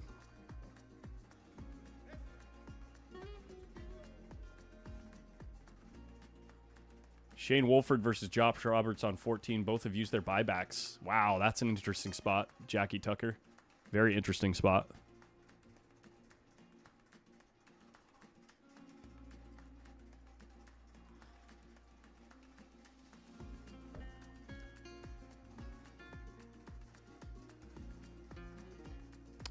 Justin R., good question. I guess we could look at it.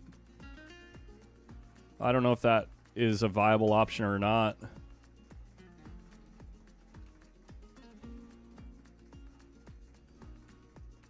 me see. Maybe that's a viable option. That might have been better, actually. You're right. I'll show you guys this, what he's talking about. I know we're getting some jumpy, laggy video here. I can try to refresh that and fix that in a second. But I want to show you what our boy in the chat there was just pointing out. Look. Sending the... oh, God, what did I do? Sorry. Just butchering the replay, guys. Sorry. My bad.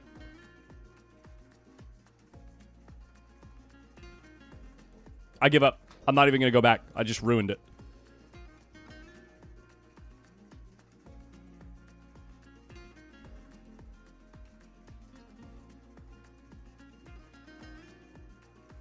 How many left in the 9-ball? I think over 100. FEDOR has scratched twice on the break now. Wow.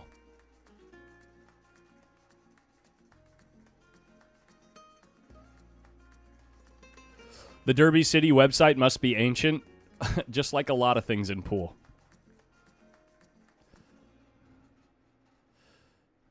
It is cool that we're upgrading a little bit of stuff in pool. The fact that we can stream to you guys so easily nowadays. That's cool. Look how fast Skyler runs out when he gets ball in hand. Unreal.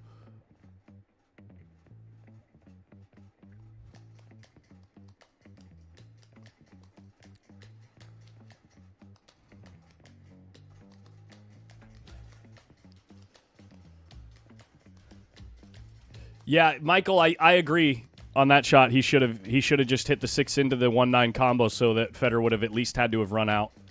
And maybe he could have tied something up.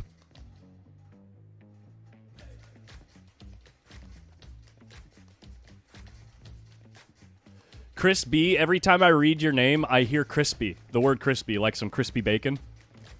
Crispy.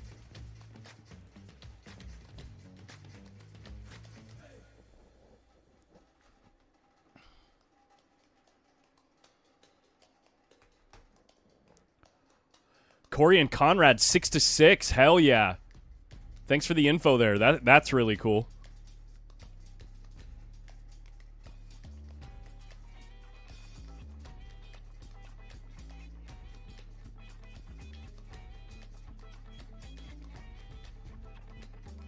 One ball down, two ball dresses up in front of the side. The 3-5 combo lays really nice. Skyler Woodward looking primed for another break and run here.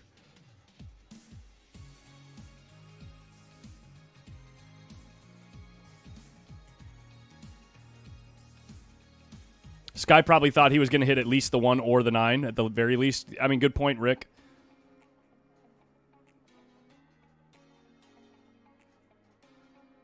Wow, Billy out ahead of Shaw in that match. That's interesting. That was an interesting shot that he just took. Did you see how he comboed the 3 into the 9 off the rail to guarantee that the 3 was going to lay out in front of the pocket instead of inside the pocket so that he had more ability to play shape off the 3? A little nuanced decision right there from Skyler Woodward. That was a cool little decision he made right there. I learned something.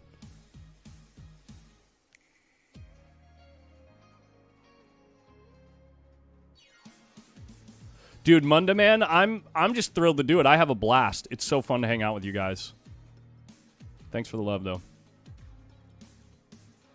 Skyler coming up with kind of a steep angle on this 8 ball based on where the 9 is.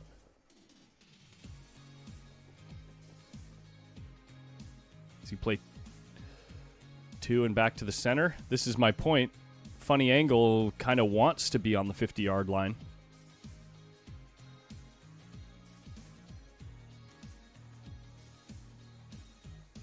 But it's not like Skyler Woodward would ever miss that ball anyway.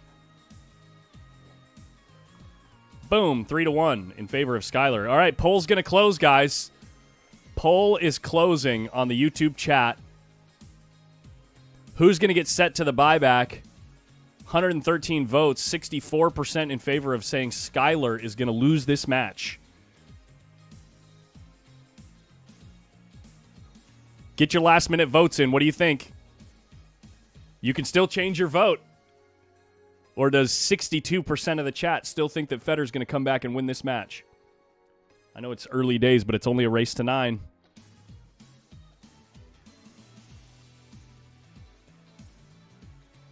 This boy is in the zone.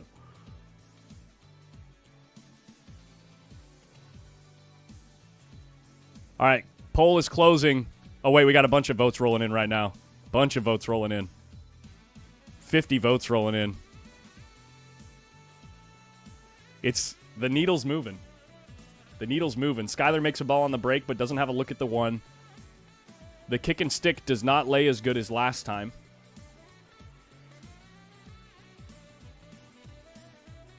But I think you still shoot at it. Maybe not trying to hook Fedor, but trying to leave him in a spot where he has to play safe. Oh my, what a cue ball off of that kick. Eat my words.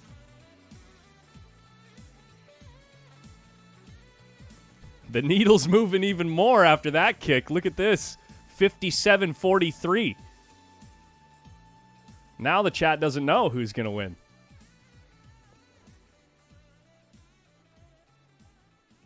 Fedor's going to have to come with something special in the next few games.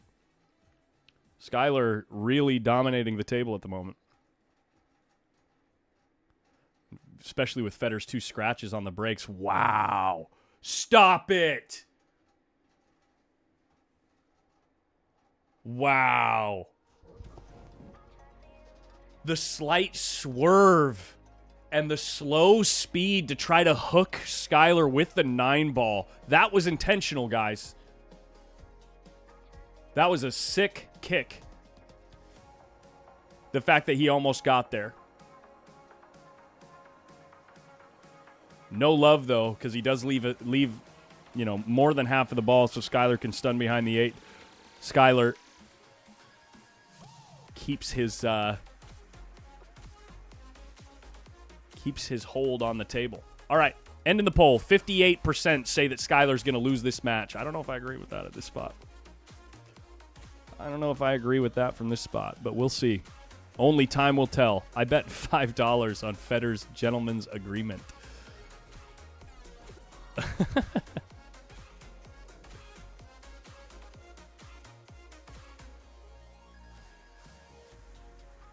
Yeah, no jump cues. That's right. No jump cues at all.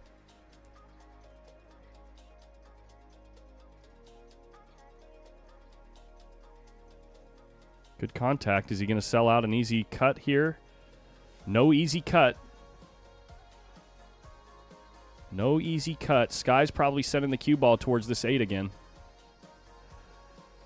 Sky's probably going to hit this ball fairly thin, but with like draw. Send the 1 ball down here. Probably send the cue ball in this direction, I would assume. Unless you can cut the 1 ball that way and send the cue ball around here.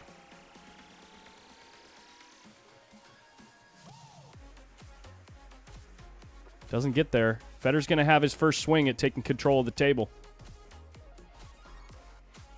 Fedor can jump with the full cue, but it must be his playing cue, I believe. I don't think you can do it with your break cue. And I don't think he'd be jumping with that with the tip he uses.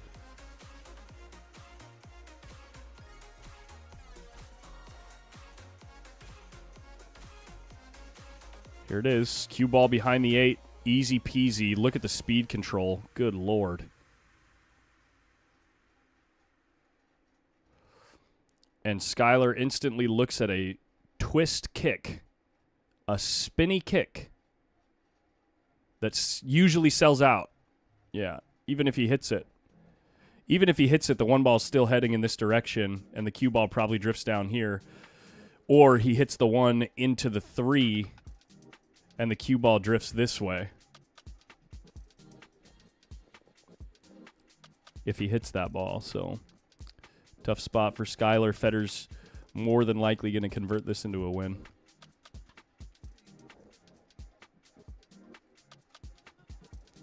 Can you break your cue down while jumping? No, I think you have to jump with your full playing cue.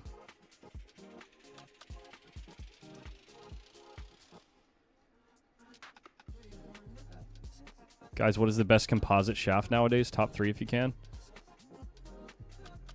So subjective. Such a subjective question.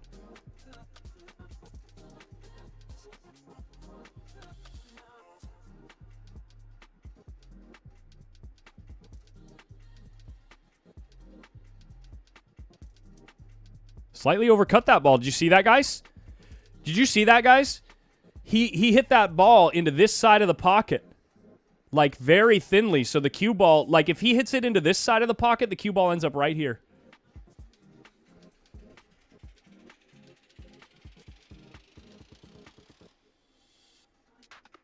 Not like it matters. It's a thin cut in the side. The shot looks easier than it is, though. Cue ball is going to be traveling.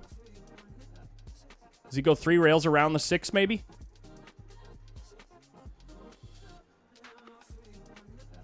Yeah.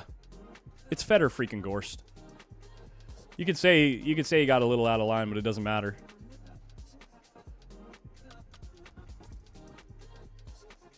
If Fedor is wearing all black, you ain't winning. Chris B coming with the good one-liners today. Did he come up short here?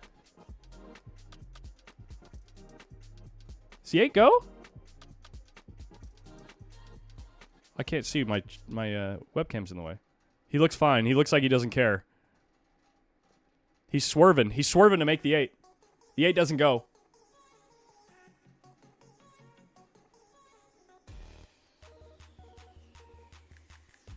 Oh, okay.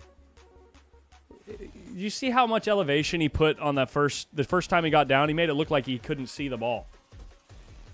He gave us the old pump fake. That was easy.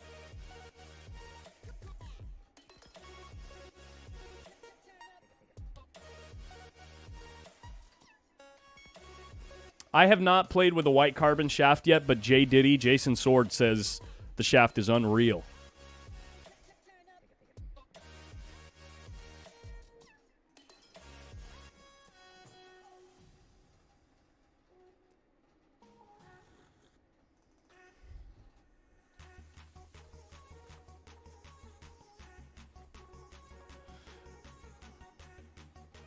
I know that this music drives a lot of people crazy, but this is one of my favorite styles of music. This, like, video game sounding.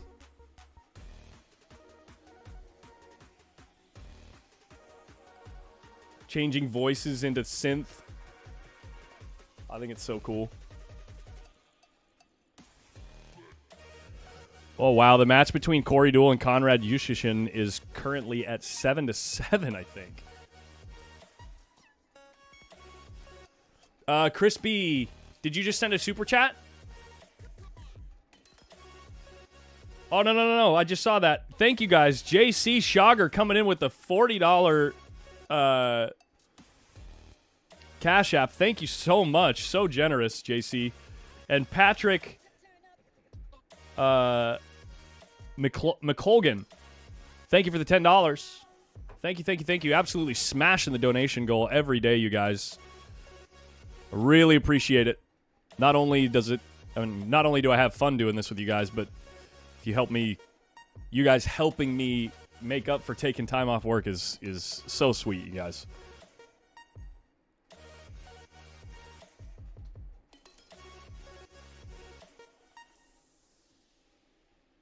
Chris B, if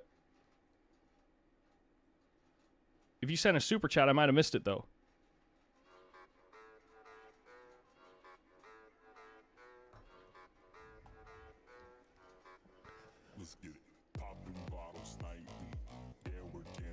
YouTube stream is a blur, brother. You can adjust your quality settings on YouTube.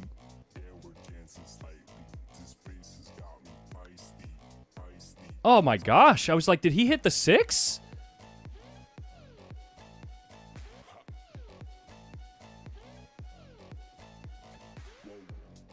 And is my score wrong? Sorry, I was distracted by... Let me double check my score. Yeah, it's right. We're right. We're good. We're good. All good. It's good. Name that movie. Oh, like you should have it pop up on the screen. That way you don't have to verbally shout out the donation. It's too difficult to do with like Venmo, Cash App. I don't know if there's currently... There must currently be some type of widget or plugin that I can use for OBS, but I'm just not aware of it. Hey, Divage, thank you, buddy. Thank you for the Venmo. $20 coming in from Divage, putting it at $2.55 for the day. You guys are so sick. So sick.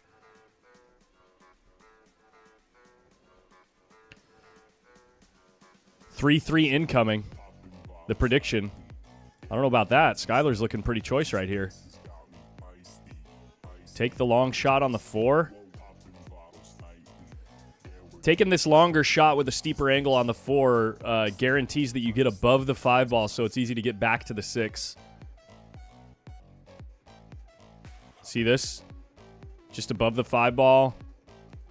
Little high above the 5. He's going to have to, like, kill the cue ball a little bit. I wonder how he does it. Is he going for the corner? If you go for the corner, you got to swing around the whole table. If you go on the side, you risk overrunning the 9 ball. Pardon me, coming above the 9 ball. Killed the cue ball with right spin. Does he come too high? Looks like he can see the ball. Great shot.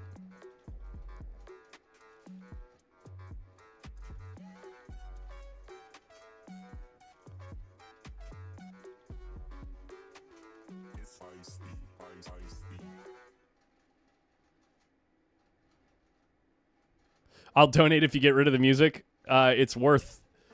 You'd have to donate a lot of money for me to get rid of the music. I need it. Helps me with my energy levels, man.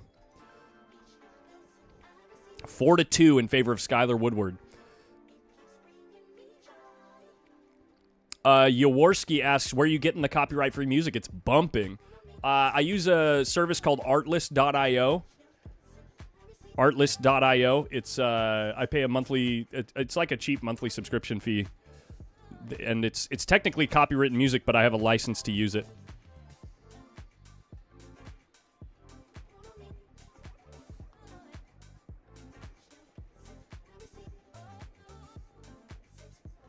Find better music.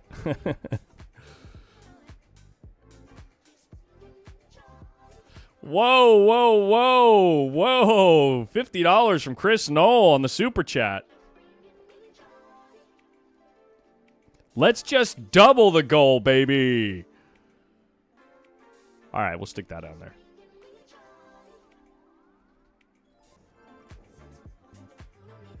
And Ahmed Mar, thank you for the Venmo, buddy. Thank you, thank you, thank you. Art list. Art list.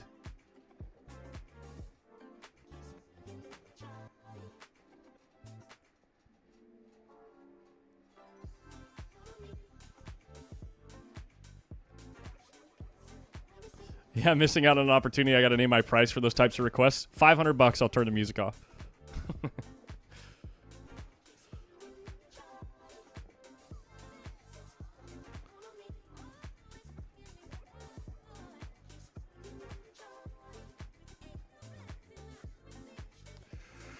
Better Gorse jacked up. Really tough to control the speed of both balls when you're jacked up like this.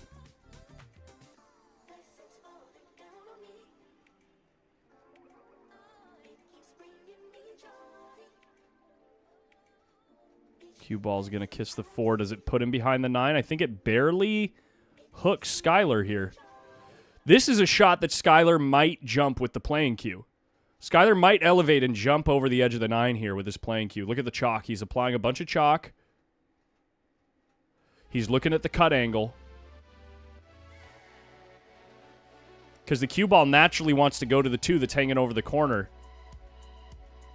He is elevating a bit. Does he need to jump? He didn't need to jump. He could see the ball. And the cue ball gets past the 6.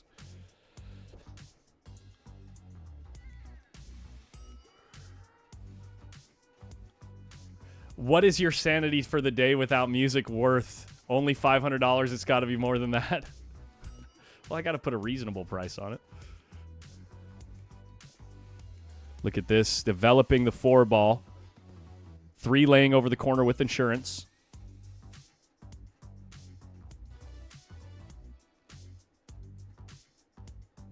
I'd rather hear the sounds of pool. Me too, Ronnie Mitchell, but honestly, the audio setup in the venue is pretty terrible.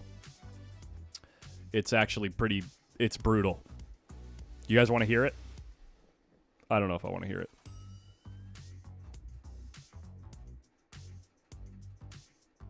We're on 13 right now, right?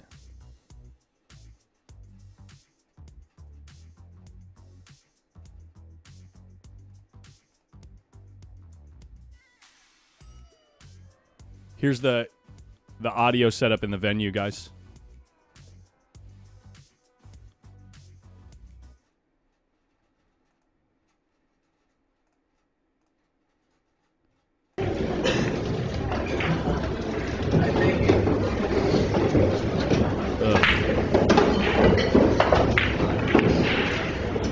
It's all muffled.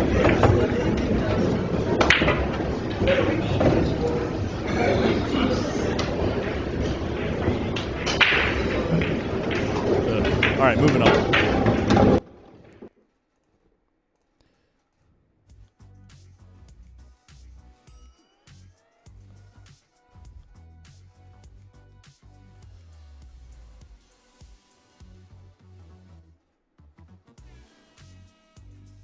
Sounds like a bowling alley, yeah.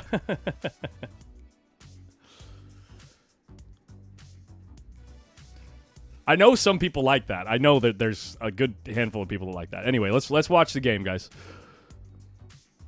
Freaking fantastic shot with the bridge. If the 6 doesn't pass the 9, you could give it the old giggity combo. It lays okay. But it does pass the 9. High inside ball. Beautiful. God. Skyler spins the ball so nicely. So nicely.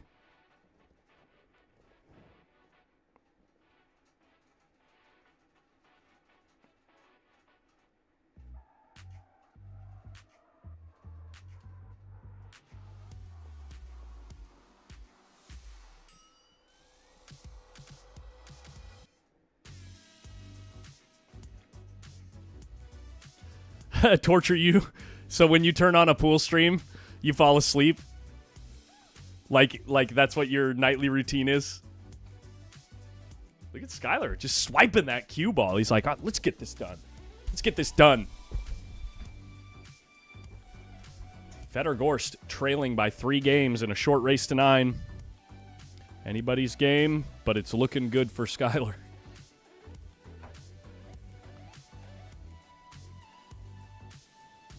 Who's looking good for Master of the Table? There's really only 3 players in contention for Master of the Table. You've got Josh Filler at 210 points. You've got SVB at 190 because he got 3rd in the banks and 2nd in the one pocket. Right? So SVB is currently 2nd for all around. And then FEDOR very close behind SVB at 180 because he won the one pocket, obviously. So really, if Filler makes it to the final 3, I think he locks it up. If Filler makes it to the final, I think it's the final 3 of the 9-ball. He locks up Master of the Table, no matter how good the other players do. I believe. Could be wrong. I think if he gets 3rd and SVB wins it, SVB gets Master of the Table.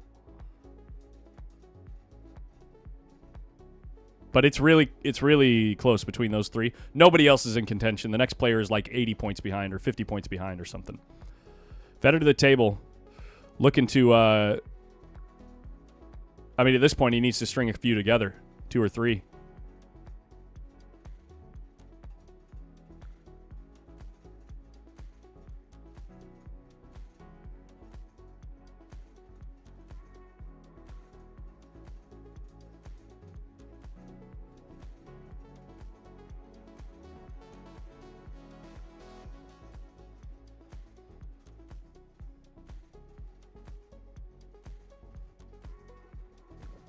Okay, tough shot here. 6-ball, possibly traffic. 8-ball, possibly traffic. The line is there, but it's a narrow line to get on this 5-ball. And he hit it absolutely perfect. Absolutely perfect. Didn't even leave himself jacked up. He's got the back and forth angle, right? Because the 6-ball's on the short rail. He's got the give it the punch. Give it the punch and go like this. Punch! Right? Or has he got the spinnable angle where he can just float underneath the 7? Gave it the punch. Did he punch enough? Only just. Only just enough. Where can we find the overall standings and wins and losses? Danny Manis, that type of info isn't really readily available, but all the info that you can find is at results.derbycityclassic.com.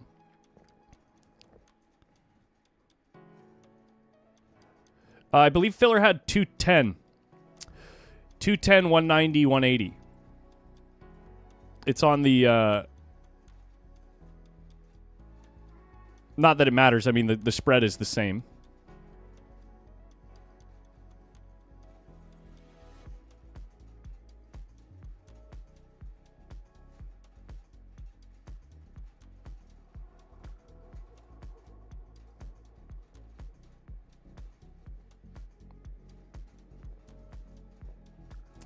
Less than 60 players left in the 9-ball.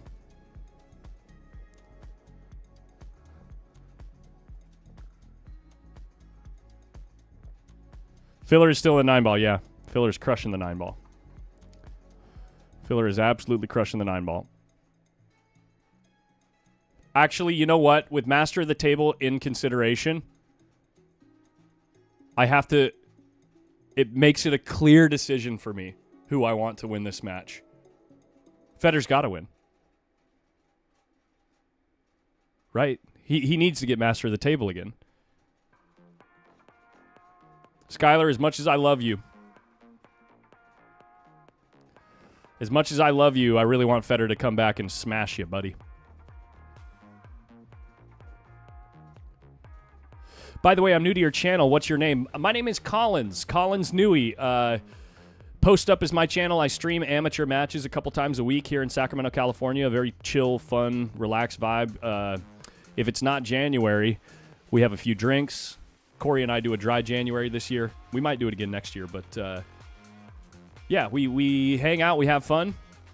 I cover all the big tournaments out here as well, and I'm also going to be covering the U.S. Open at Griff's in Las Vegas in March. U.S. Open Banks, U.S. Open One Pocket, U.S. Open 10-ball, U.S. Open 8-ball, all at Griff's. First 2 weeks of March coming up. So if you want to see that, all that action, make sure you subscribe. Make it easy to find for you. It's going to be a very fun vibe. I've got 7 pan tilt zoom cameras. I'm going to be bringing you like red zone coverage of that event. We're going to have our main feature table, but we'll also be able to watch other hot moments if other matches are looking like an upset or if we're looking like a significant hill match is coming up about. We're going to cover the whole thing. Thank you, Jordan, man. Thank you.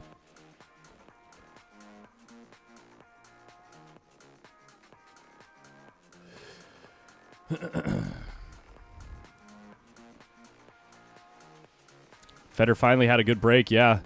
Was able to play a pretty damaging safe here. I'd imagine Skyler's probably going to go for the swerve. Or the two-rail kick. The two-rail kick lays good unless you can see the edge of the ball.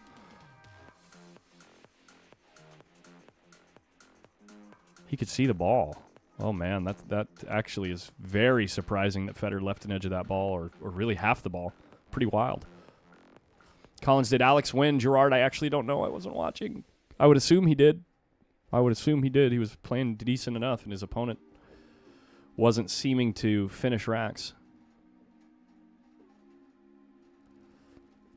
What happened to the straight pool competition at the Derby City Classic? I don't think enough people watched it, Loy Long. I don't think people were interested. There's not a lot of people that watch straight pool.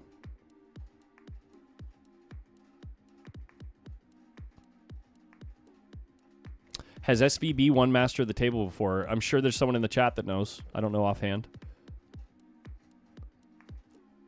Decent shot, but easy to get to.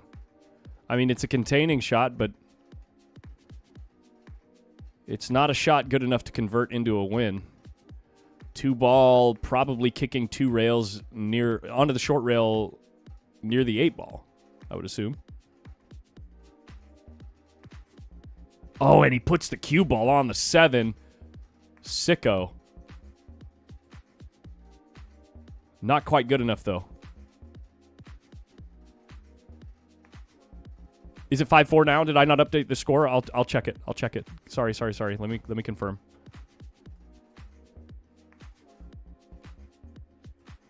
Sorry, guys, if I missed the score, if I was talking about something else.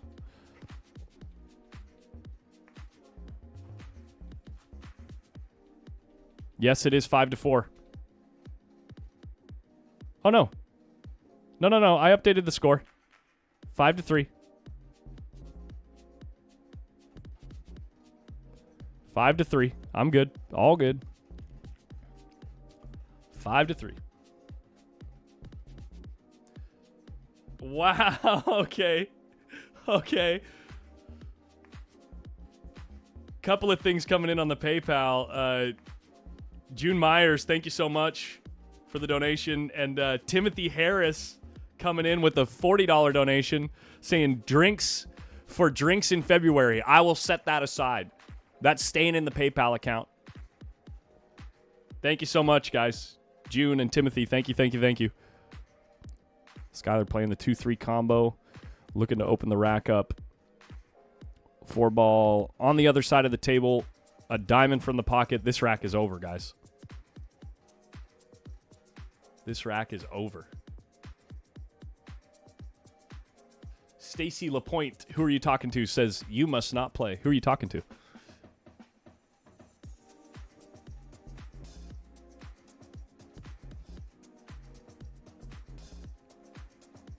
Benny Riley says, at Collins, my friend just confirmed that we are coming to Derby City at 2025, y'all. Woohoo! I'm stoked. I can't wait, man. I'll be there. Derby City 2025 will be my first Derby City that I've attended live.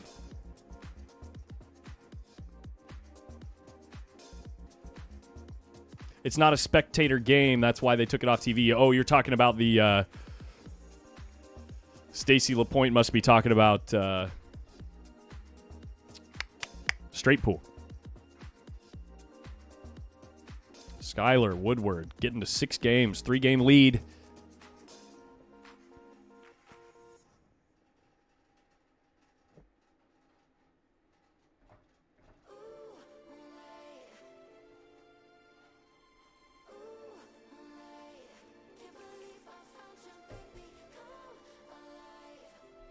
Absolutely smashing the donations, you guys. Thank you, thank you, thank you. So cool. Power Structure comes in. He says, take my money with the $1.99. Let's go. Let's go.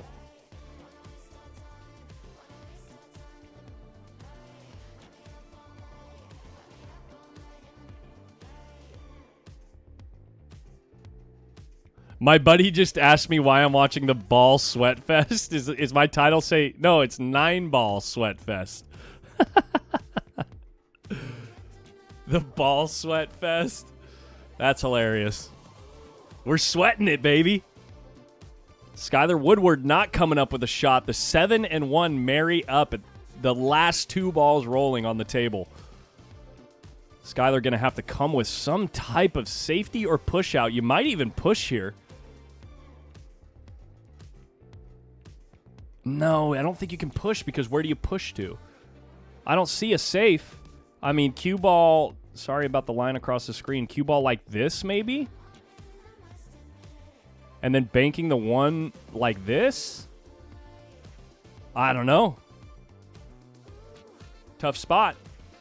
The 7 is not wired. It's so close to being wired off the 9 in the side. It's so close. I don't think it's throwable.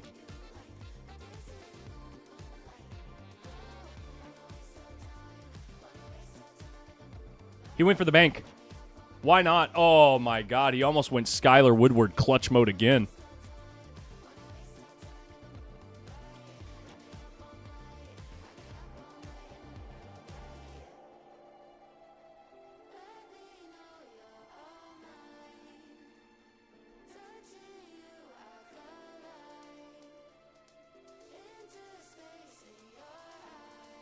One sec, guys. I got to check on something.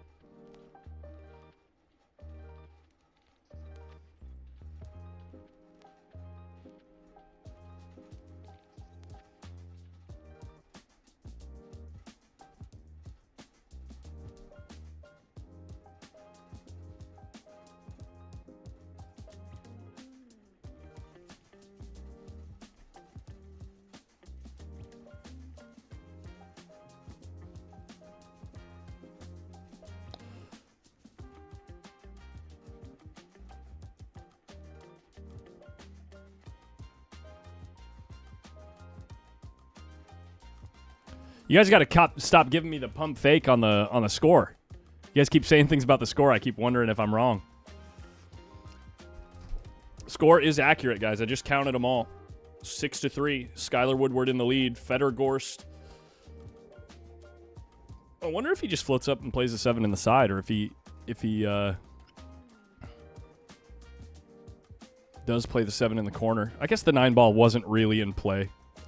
The 9 ball wasn't in play. 1.2K watching. Need those thumbs up. Based.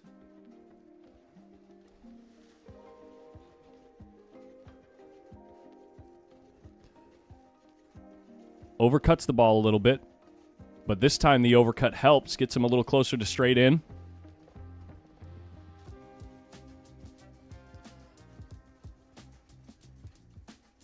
Oh, yeah, that makes sense, David Henry. I think that was your name, David Henry. FEDOR GORST takes the game to only a 2-game deficit. Sky just won the last rack and he's still at 6. Yeah, but if you rewind the video to before he won the last rack, it said 5. I just updated it like right as he was making the 9-ball.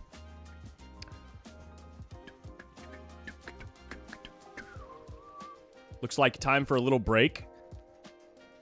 Looks like time for a little player break here.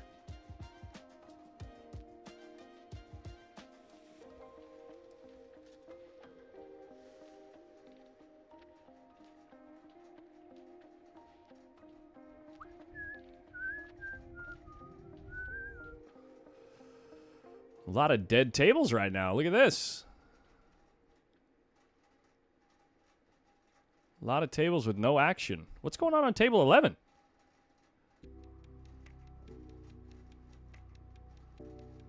Is Johnny Archer having someone sign some autographs for him?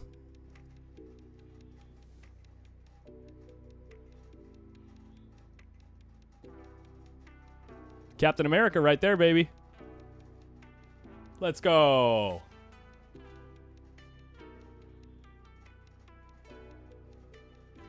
Player break still happening.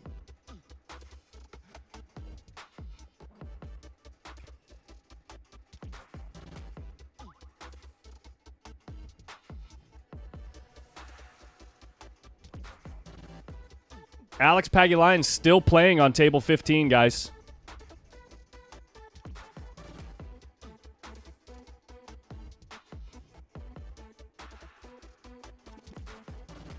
Still playing that same match on table 15. Sorry for the lag. Corey Duel, Josh Filler on table 7. No way. Look at this kick by the Lion. Ooh, ooh, woo, woo. Woo, that was close. Isn't Alex just a bundle of fun? I don't think I currently have table 7 on the grid because I doubled up table 5. Let me fix that. Still waiting for the player break there on table 13. You can see it at the top left corner of your screen. Should be started shortly.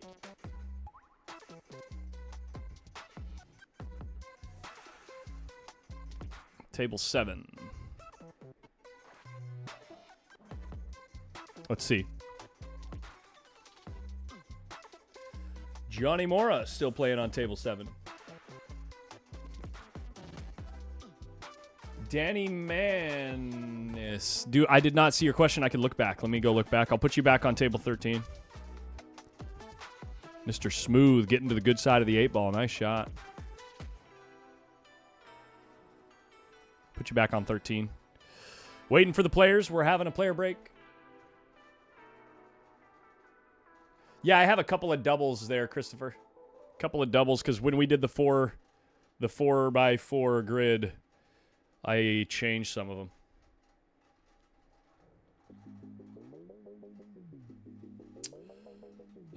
Danny Manis. What did you say?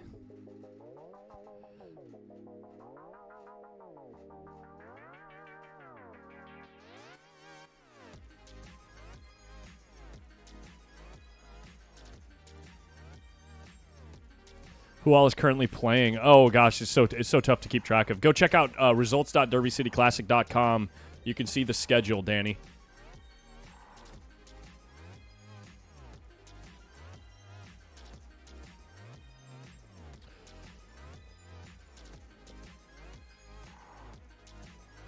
I have access to tables 4 through 19, but right now, I only have access to table 13. I don't know where the rest of them went. They all just broke. This is all I can watch. Oops.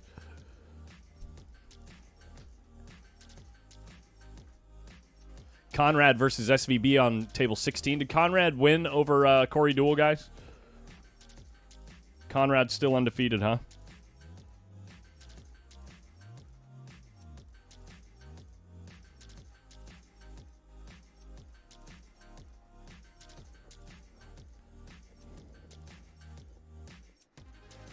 One ball in the side. Where's that 2 ball at? Middle of the table. It's going to get tied up with the 8. Does the roll-up safety lay good? Or is he going to have to get crafty? Checking on the roll-up safety right there, I think. Trying to see if he can squeeze the 2 past the 8 ball.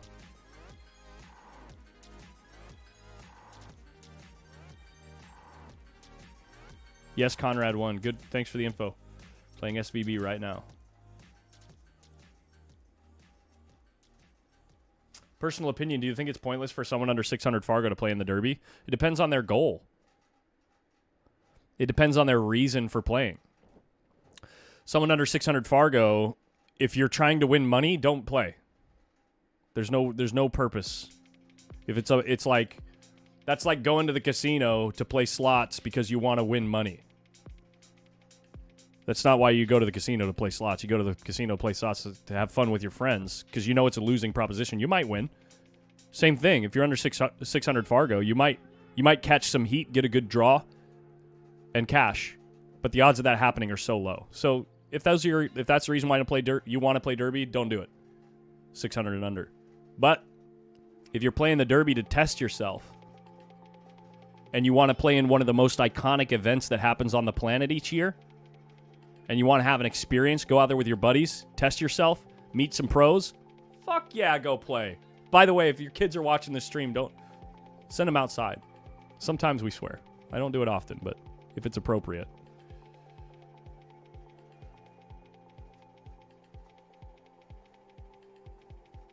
But yeah.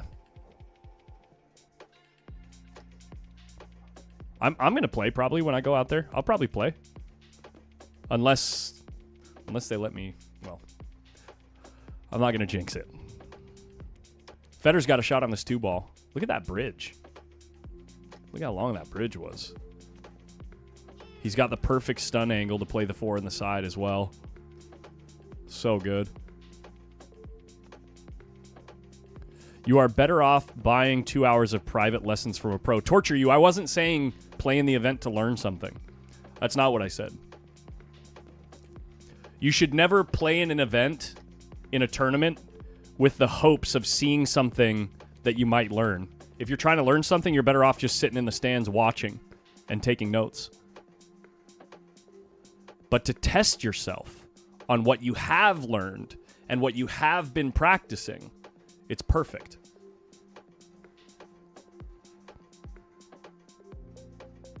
Crispy, I'm like a 589.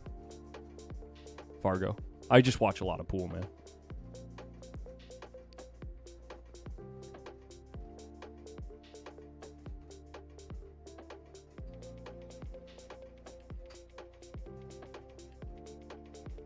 Expose yourself to the mental challenge, exactly.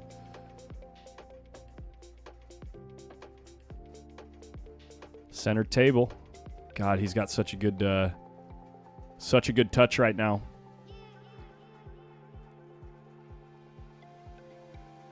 Right, torture you. Yeah, we're agreeing. We're agreeing on that point.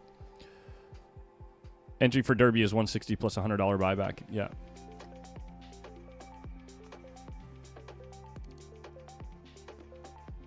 Did he get to the good side of the 8? I think he's there.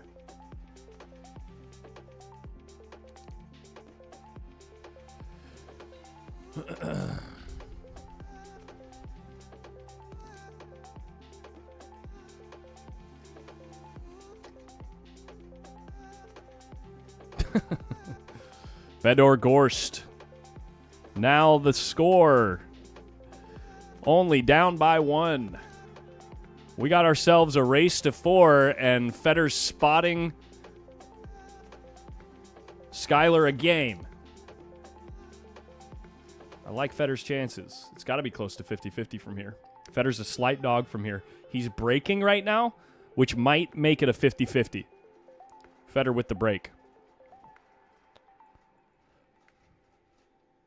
Table 6 score. Does anyone in the chat know? I do not know.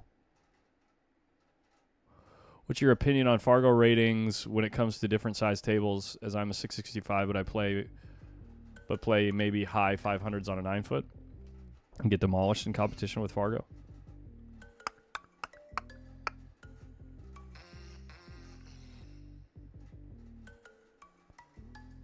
I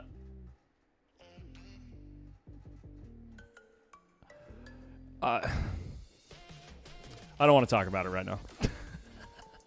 It's too long of a discussion. I want to sweat this game. Catch me on a Friday night fight and ask me the question again. We can go. We can talk about it for like 40 minutes. Oh my gosh, 9 on the snap. No 9 on the snap, but look at this shot he has to get to the 5 ball.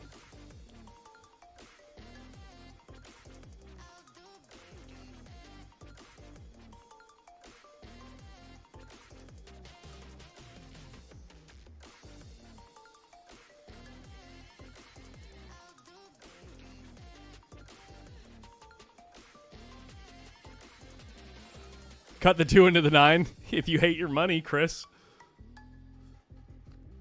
Just got to stop the rock right here, baby. Stop the rock.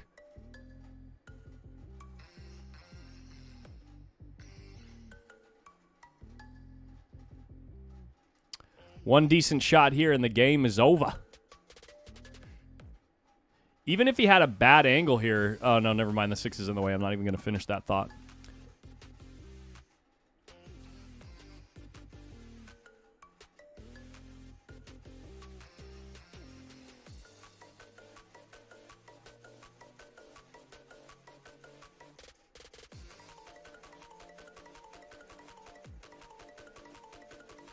I believe they're using the AccuRack, Rick. This game is over. Tie game, 6-6. Zoinks.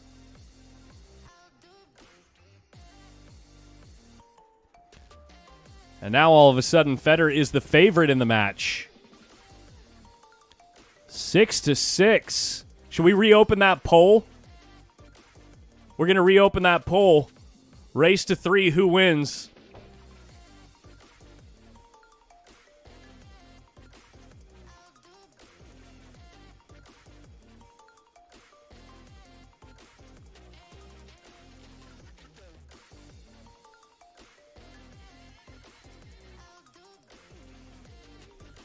Boom, poll reopened.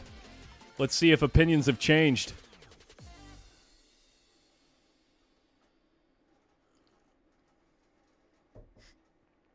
Answer me! Answer me! Who are you talking to? Who the hell is calling? I don't even know what you asked. Chat's moving too fast, buddy.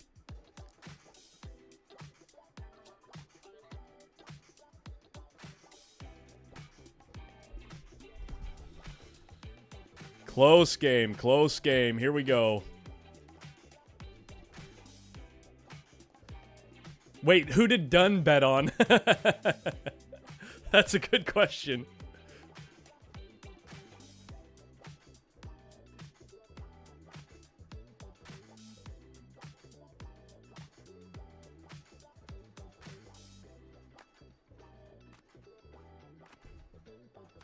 Nine ball.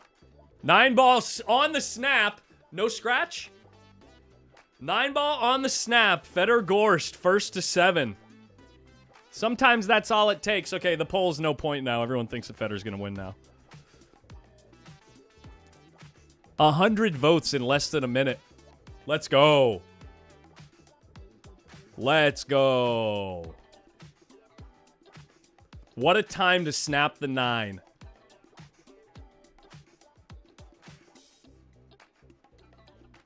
What a time to snap the 9. Bang, bang, gang, gang.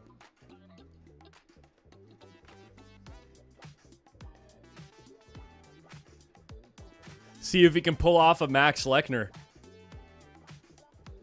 with the repeat.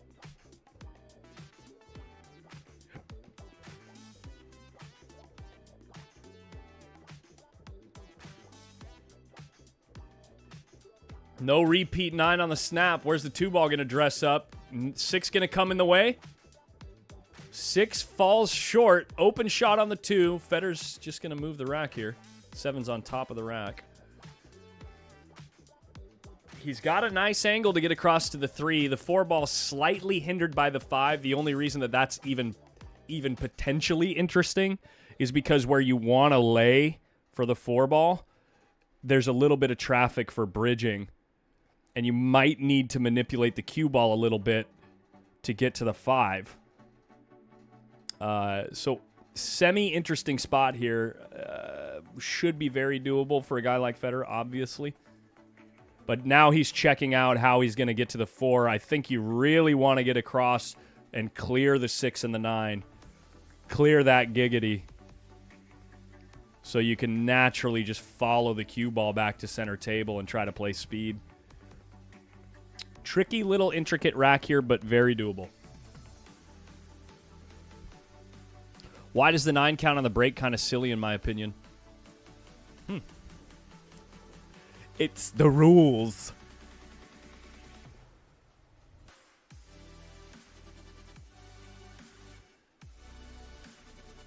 I sound like I never miss a ball. I've never missed a ball from the booth, Raymond.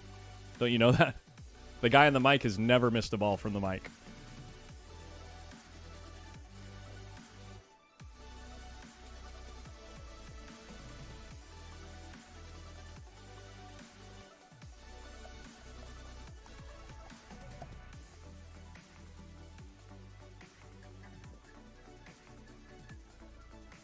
He decides to get straight in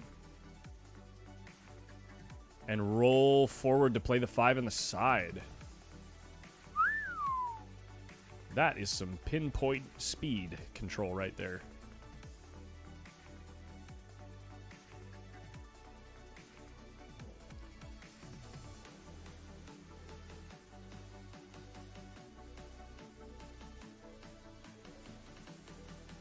Thank you, Torture You. Thank you. Thank you.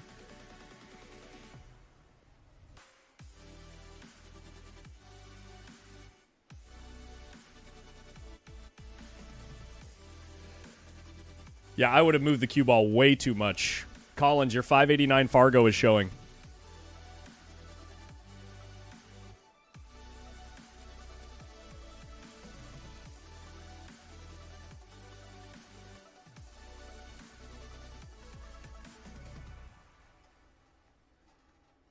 George Teashea in the chat. Collins, I miss all the time. What's up, George? Oh, nice, Billy. Yeah. I love those sweaters. They're super comfortable. It's actually, like, it's my favorite product from the store. Honestly, the t-shirts, I could take it or leave it. I'm swapping the merch store soon, but, and they're going to be new products. Probably better screen printing. But the sweatshirt material is super comfortable. Na na na na. Na na na na. Hey, hey, hey. Goodbye.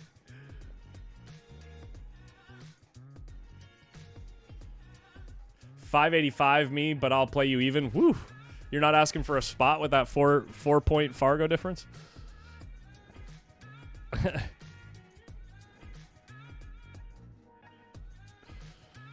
Hiya. Hiya. What an interesting development that 9 on the snap was.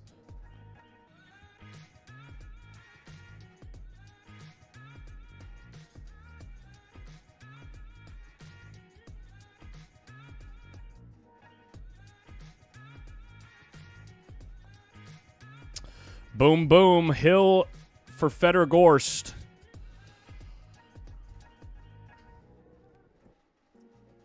Doesn't watching Federer kind of get boring at this point?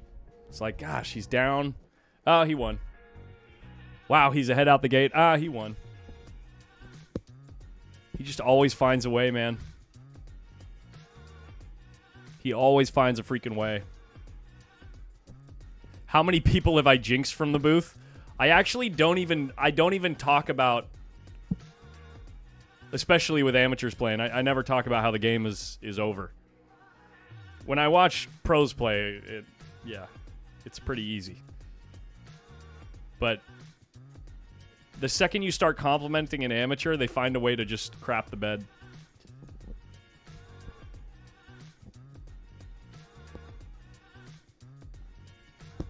If you're a post-up reg, you know. If you know, you know. Do I know what GORST means in Russian? No, I do not.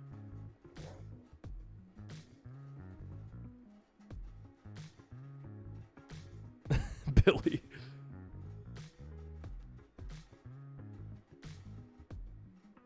Cue ball scratch. Here we go. Here we go, guys. Here we go, guys. The 5 ball's tied up. What's he going to do? 4 ball on the rail near the side pocket across the table from the 3. A little interesting. A little interesting here. Ball in hand is not a solution in this rack. Not a guaranteed solution. He's checking the 5, saying that it can go from the middle of the table.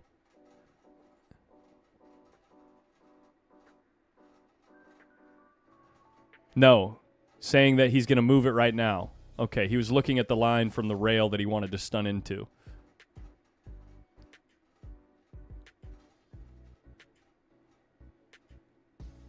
And this is where the 4 being on the other side of the table gets interesting. Sky, do it for your kids. Good. Yikes. Put some pressure on the guy.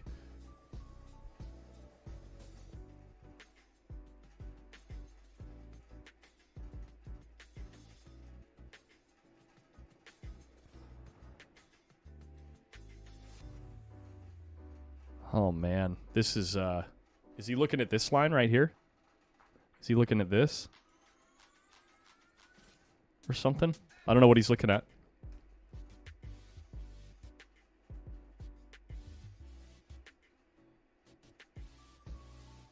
I mean, you don't want to let FEDOR back to the table. It's like, unless you've got him in absolute jail.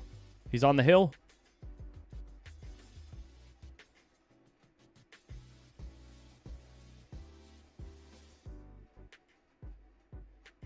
He was looking at that line. Nudges the 4. Gets a mini jelly roll. Mildly calculated jelly roll right there. Skyler Woodward coming with a clutch shot on the 3 ball. Can he close the deal and take it to a 1-game deficit?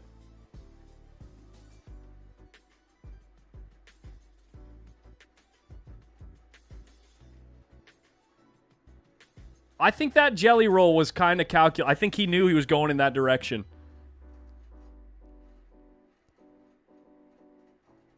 Kind of a steep angle here. Something bothered him. Something bothered him. Hopefully it doesn't stay in his head.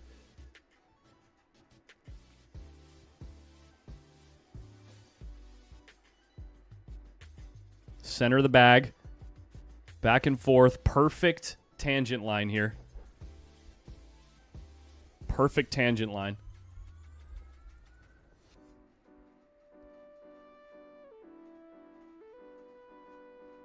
Plays the 8 in the side. Oh my gosh, guys. Do we have a match here on our hands or what?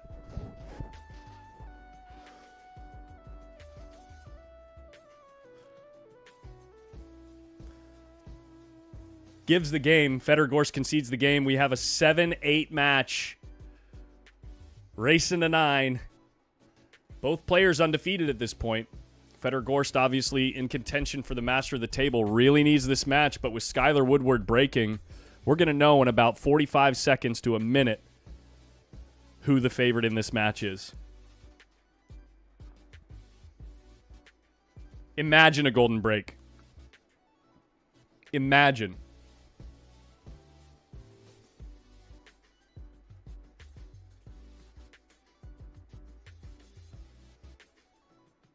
Yeah, one of the best matches we've seen this week. I'd say this one and the FEDOR GORST Levan Cortez one pocket match.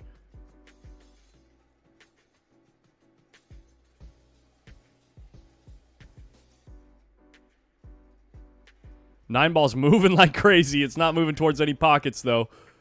Did he make the one in the side? I can't see. Oh, he made a ball, not the one in the side, but he does have a shot on the one. 2-ball passes the 4 and 9.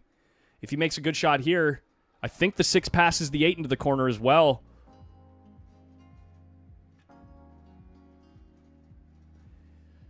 He's got to make a good shot here. There's no guarantees.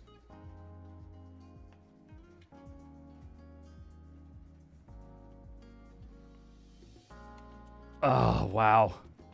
Brutal. Brutal. Absolutely brutal.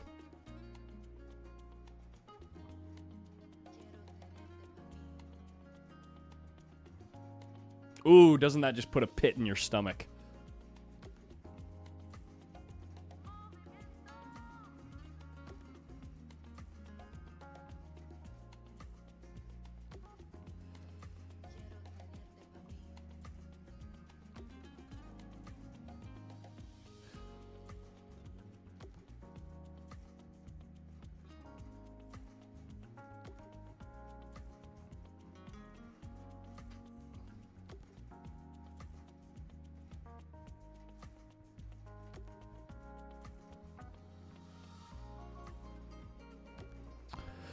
Jay Carter, I don't have access to other table scores currently. The players are not updating their own live scores, so I don't know.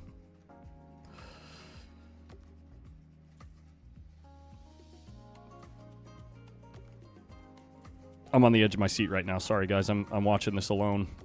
I'm watching this without you guys.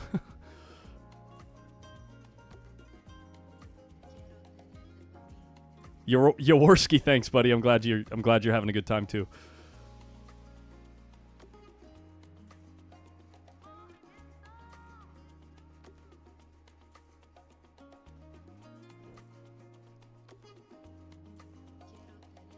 Yo, Jim Mandingo, what's up, dude?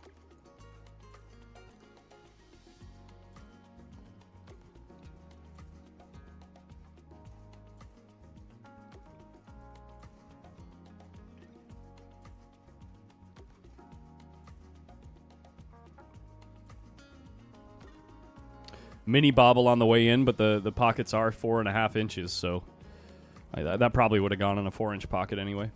He hit it quite good. Good speed.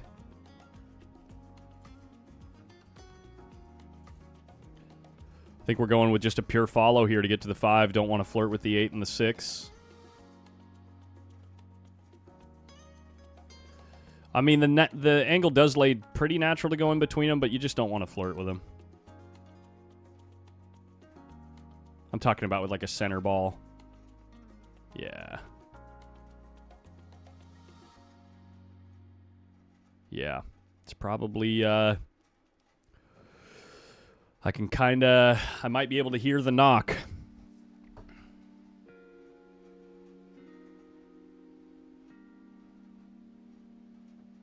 I might be able to hear the knock.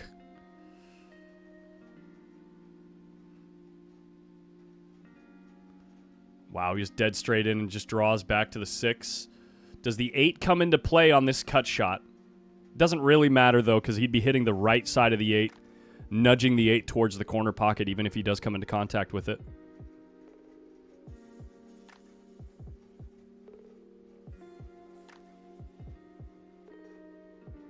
But I don't think it comes into play with this angle.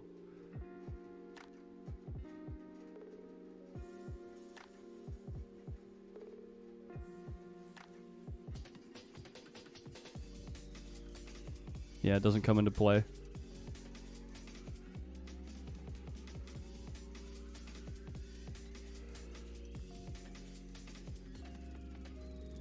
Well, guys, I got to say, it's been fun. FEDOR GORST moving on, looking primed, looking strong. Was down 6-2 at one point in this match. Comes back and steals the match 9-7. Guys, if you like this style of coverage and you're new to the stream, post up. Make sure you subscribe. We're going to be streaming the U.S. Open at Griff's this year at the first 2 weeks of March. Definitely check it out. It's going to be a lot of fun. I'm going to try to get some of these guys in the booth with me so we can, go back and forth, talk about the match when it's compelling, have some fun. Can't wait to do it. Can't wait to to show you guys. I'm going to be doing it with my 7 pan-tilt zoom cameras too, so I'm going to be able to access every single table in the room. We'll have our main feature table, but we'll also sweat all the extra moments if they go hill-hill, if we have potential upsets, if we have interesting matchups that happen at the same time as the premium matchup. We'll definitely bring you all that action. It's going to be a lot of fun. Yeah, thanks for sweating the match with me, guys. That was awesome. Let's go back to the grid, see if there's anything else worth sweating at the moment.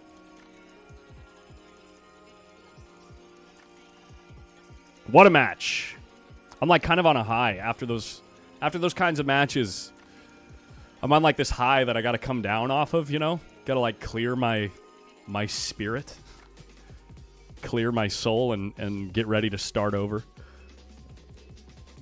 Get a little refresh on the results.derbycityclassic.com. See who's playing. We're down to somewhere around 35, 40 players right now. Shane Wolford playing Josh Roberts on table 14. How's that game going? That game is still happening. Not sure what the score is. The active scoreboard is not being used. So we can kind of take a look at this for a minute while we wait for another good match. Any leads in the chat on a good match? John Mora, Raymond Linares. Guys, I'm sorry. I'm not streaming that match. I mean, unless we do it on the 4x4 grid, I'm not streaming that match. That's a slow match right there. John Mora, Raymond Linares. Talk about a couple of players that take their time. Conrad Justishin and Shane Van Boning on 16. Is this even table 16? This isn't 16, is it? Is my grid wrong?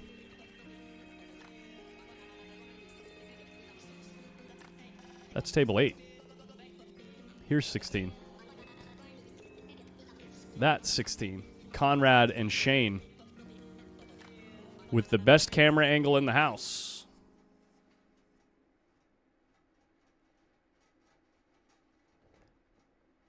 Again, we don't know what the score is here.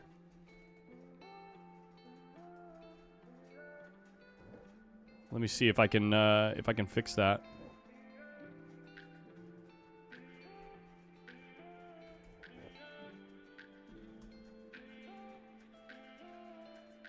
Yeah, no, nothing here. Nothing here on 16. 6-3 in favor of Conrad. You have that on good authority? Because I'll update the scoreboard if that's the case. 9-ball. We are playing 9-ball, race to 9, SVB.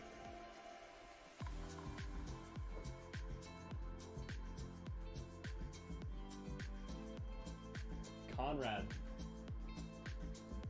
Musician.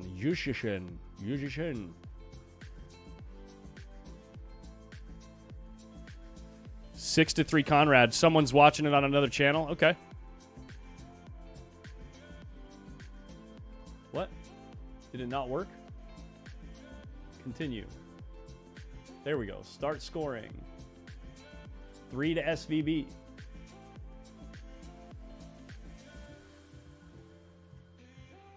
And 6 to Conrad.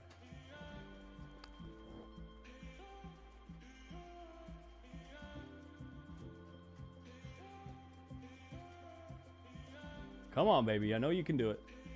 There we go.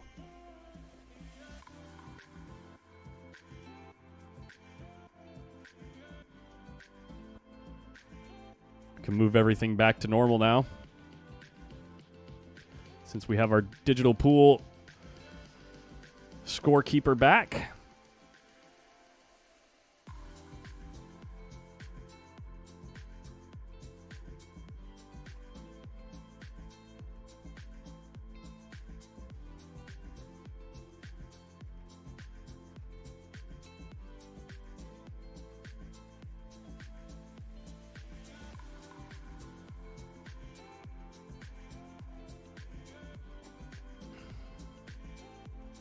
There we go. There we go. Looking good.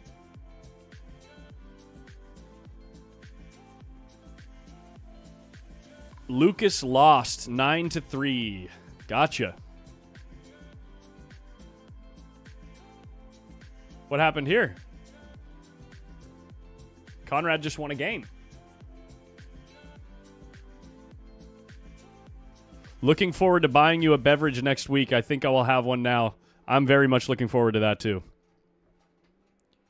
Very, very much looking forward to that. Hey, Mike Hickey and... what does this say? Mike Hickey asks, any word on new FEDOR line of break cues and jump cues? Thanks, Mike. I think they're going to be announcing it in the next month or two. I can't remember. He's working on a prototype right now that seems sick. Like really smart prototype. I'm going to zoom in on this table, guys. This is no good for the way the table's laying. Let's do this.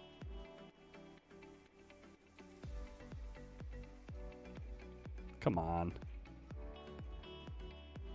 Really?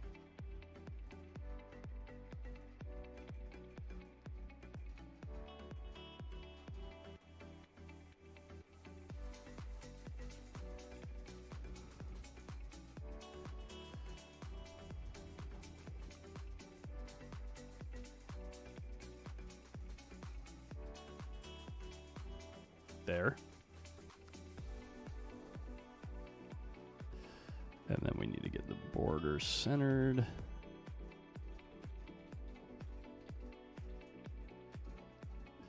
We need to put this back. And I need to go like this. Wait, really? Why are you doing that?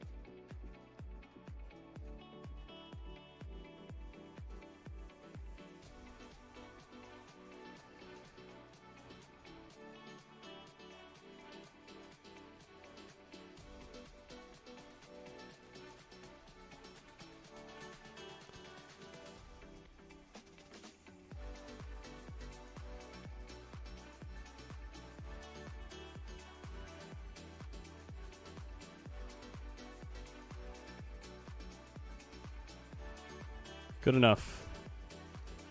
Good enough for me. That's better.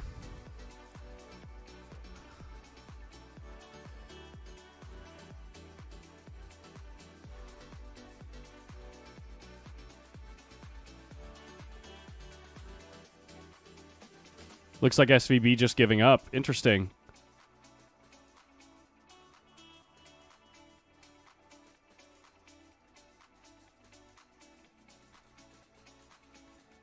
I haven't been watching because my overlay's been messing up. I'll have to go back and watch it later.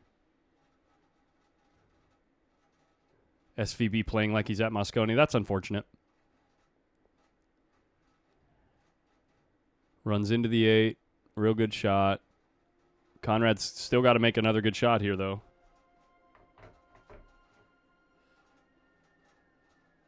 Collins, have you priced the new 8K cameras? I just heard the other day about them. Not even sure they would work on a stream.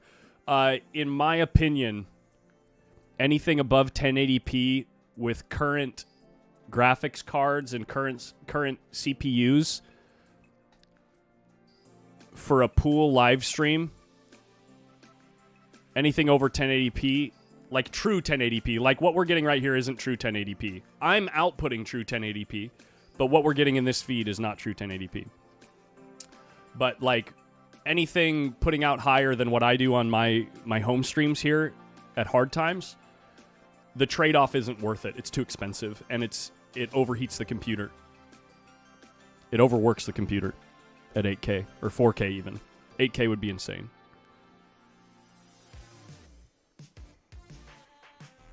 And you get bandwidth juice. Exactly. Same body language from SVB when he played Chang at the US Open.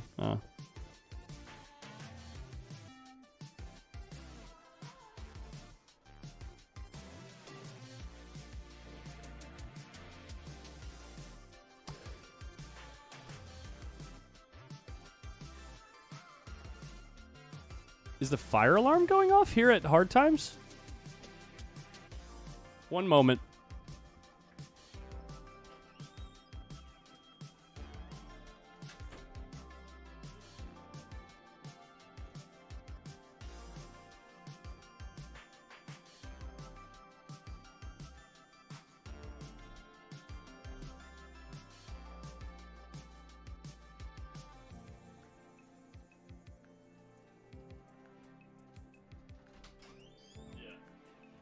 Okay, we're good.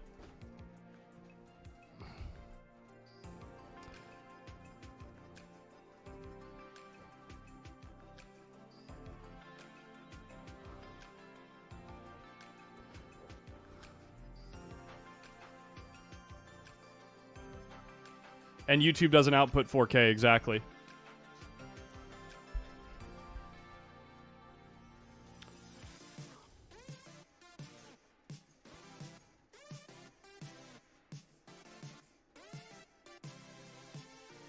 Okay, Limestone. Here we go. Shane putting in a good shot here. FEDOR came back and won, Sean. FEDOR came back and won 9-7. I don't know the score over there for Josh Roberts and Shane Wolford. I didn't know the score.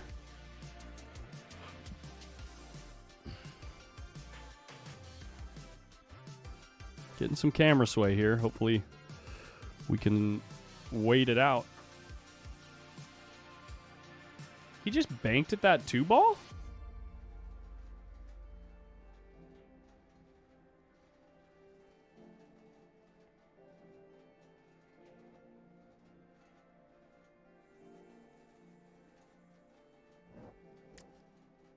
Yikes. Did not see that coming.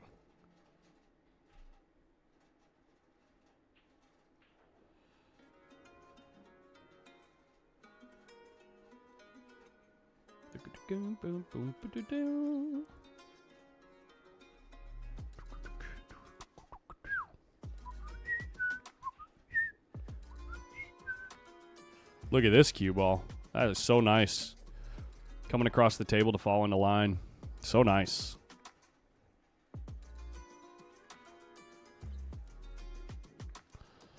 Neither of these players have used their buyback. They're both undefeated so far. Looks like that's going to change pretty quick here. Conrad plays just blazing fast.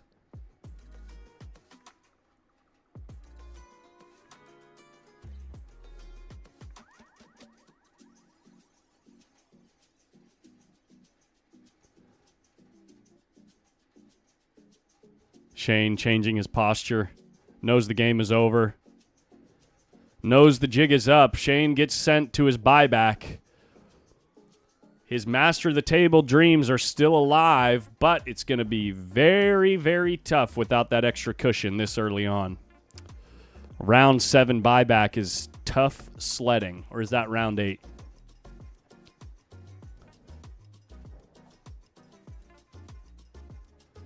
That was round 7. A round 7. Oh my God. Oh my God. Shane's out. Oh my God. Shane is out. Shane has no buyback. Wow. Master of the table now down to Josh Filler and FEDOR GORST.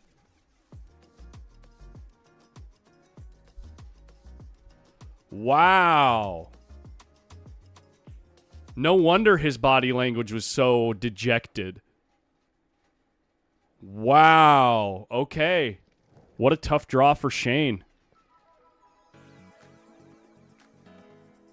Okay. Moving on. Next. What do we got next? Roland Garcia is currently playing Roberto Gomez on the pay-per-view.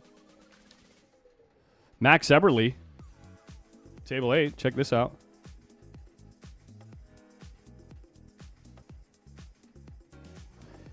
He is playing Mark Estiola. This is Mark Estiola at the table here. D. Adkins is playing Pia Filler on table 17. That's an interesting matchup. David Alcady, Chris Reinhold on table 2. We don't have access to that, unfortunately. Lee Van Corteza playing Evan Lunda on table 21. We can't see that one either. Mike W. DeLauder is playing on Alex Pagulayan on table 19. It might be time to 4x4 this, guys. What do you think? Do the old 4x4. Alex Pagulayan on one. John Mora, Raymond Linares on another. Jeffrey Underwood and Pius Labutis on another. And Johnny Archer on the last one. What do you guys think? Time for the 4x4.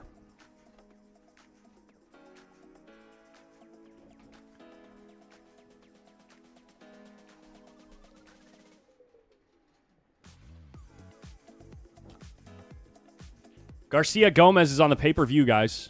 Garcia Gomez on the pay-per-view. What in the hell's going on with my...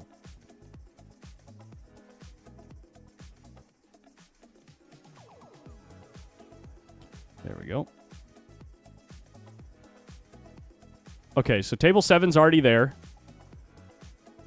Table 7 is...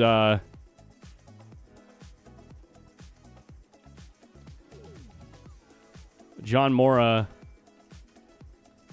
and Linares. Table 19 is Alex Pagulayan, right? We'll keep him in the bottom right corner just like last time.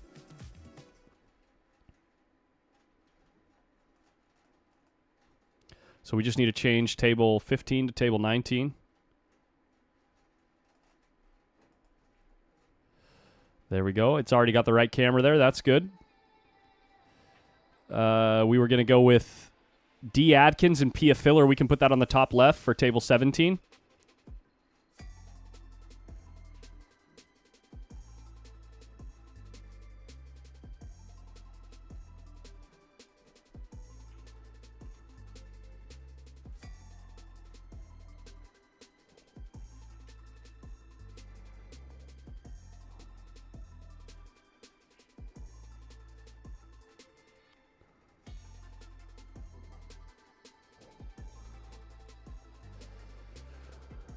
Okay. Table 17 is going to go here.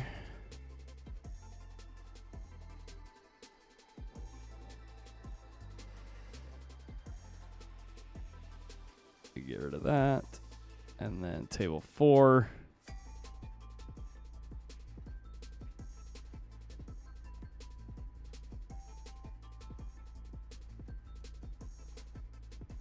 Not 14.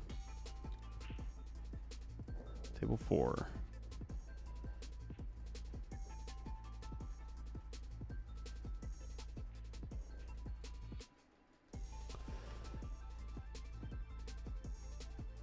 Looks like someone's keeping score down there on Johnny Archer. You can delete that. Alex Pagulayan there. Mora Linares. Table 7. Get rid of that.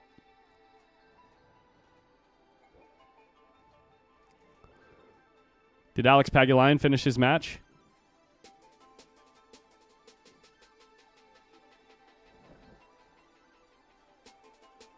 Table 19 is just practicing, yeah.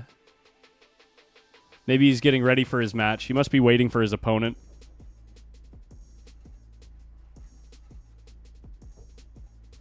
Wow, the feed on table...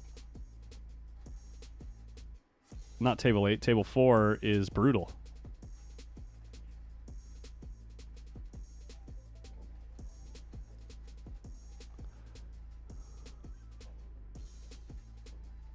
Let me try refreshing that one, see if I can make that not so pixelated for you guys.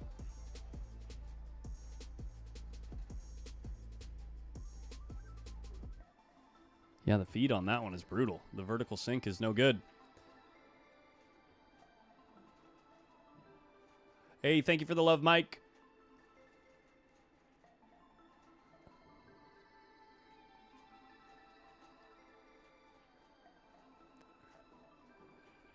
Result from table 8, I don't know. If I wasn't watching the match live, I don't really know much about it. They don't have live scoring online, so I don't know. Oops, let's get this over here.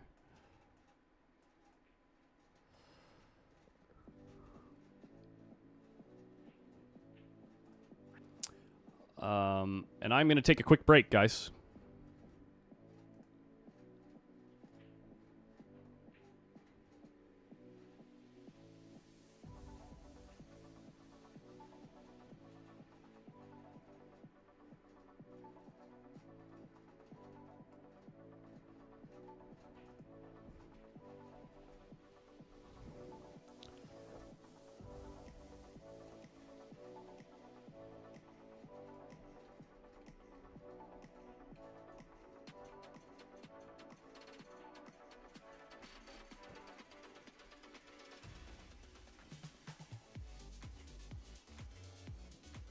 Again, sorry about the pixelated footage on table 4. There's not much I can do about it. That's just the way it's coming out.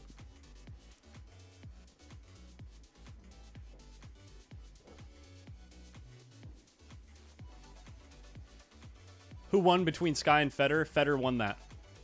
FEDOR won that big time. Not big time. I mean, he was down 6-2, ended up winning 9-7.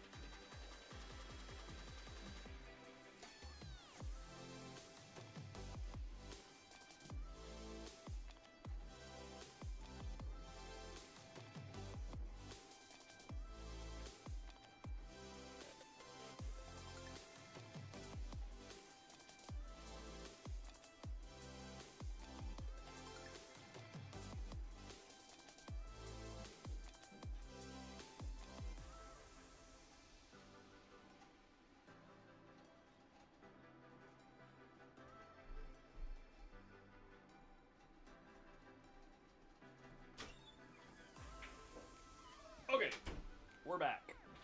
And there's still 1,000 of you. Pia versus D. Who won that, guys? Pia won. Pia won on 17. Is that confirmed?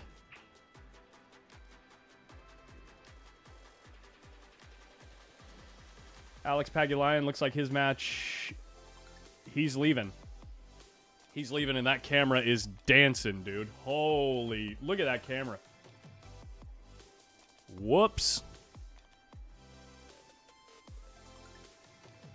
So we can keep 7 and 4. Let's find something else to watch on the other tables, or maybe if they call the round 8 matchups, we might get something more interesting. No,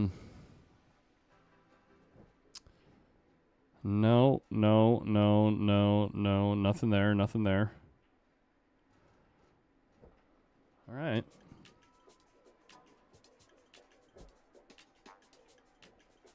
Nothing. I got nothing, guys. What do you guys want to watch full screen?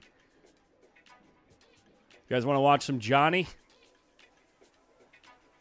You guys want to watch Johnny or Johnny? Table 4 or table 7?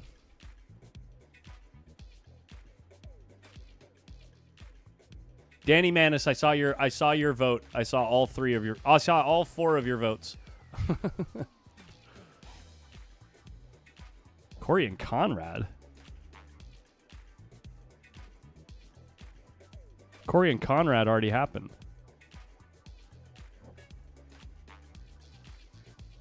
Table 4. Okay, we're going to table 4, guys. 1 second. 1 second.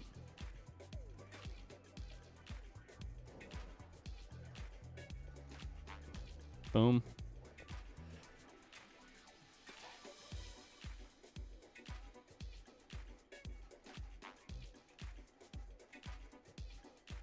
Boom.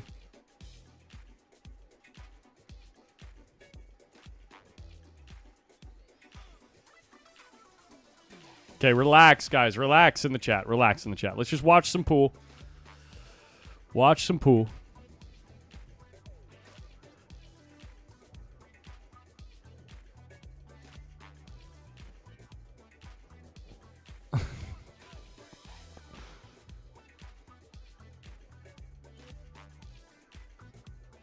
Everybody chill out. Chill out. Yeah. I love this game. I love this game.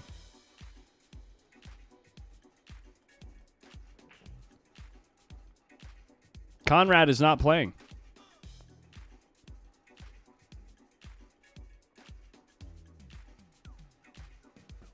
Conrad is not currently scheduled, guys.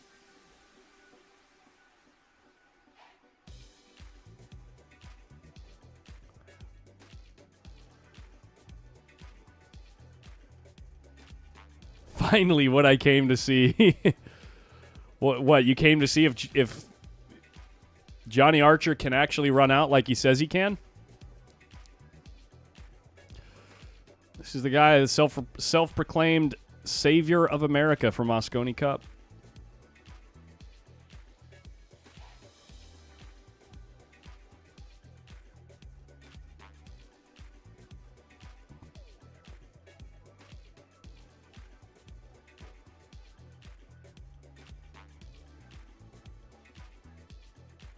Later, Teddy. We're well aware that there's opinions about Archer. We're well aware. That's fine. Everyone can have their opinions. But we're here to watch, just to see the story, guys. We're just here to see the story.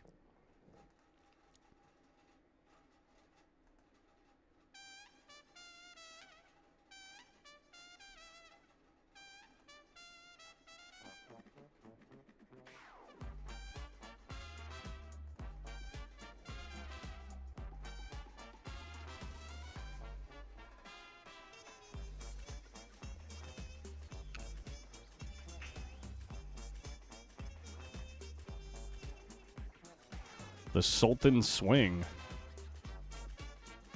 Sounds like an Aladdin song. A song from the Disney movie Aladdin. Who's this Sergio Rivas guy? Sergio Rivas, our potential hero.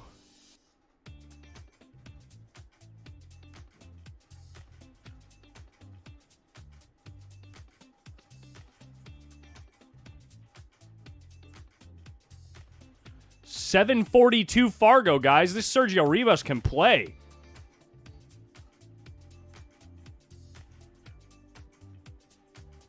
Guys, this guy's a 742 Fargo. He's no joke. Johnny's got his hands full.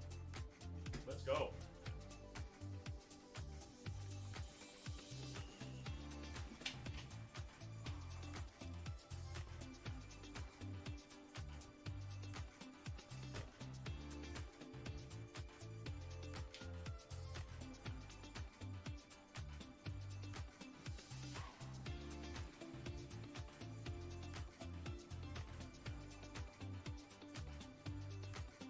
First Luther Lassiter, now Sergio Rivas. I've never seen him. I've never seen him in the brackets. He's a lurker, solid player.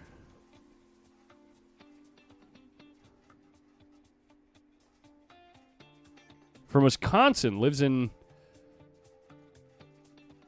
NOLA. Top 10 in one pocket and made a deep run in banks. Wow.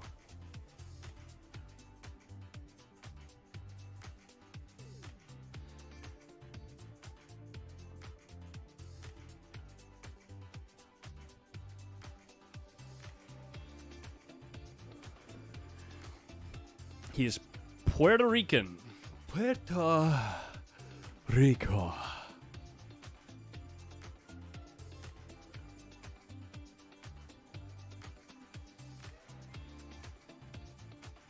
Interesting, Chevly. Very interesting. Okay. I know you're messing, Ward. I knew it was a joke.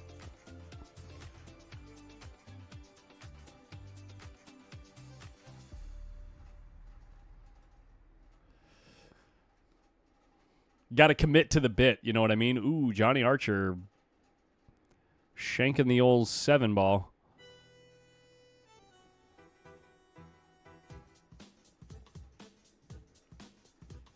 He is not Puerto Rican. Okay, whatever. I don't know the guy.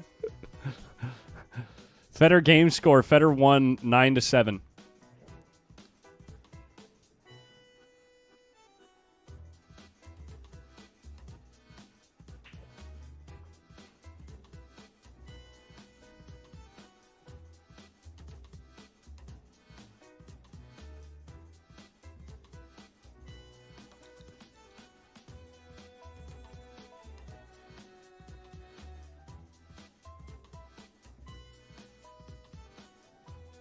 Ooh, the light's giving it a little shimmy. Little shimmy action.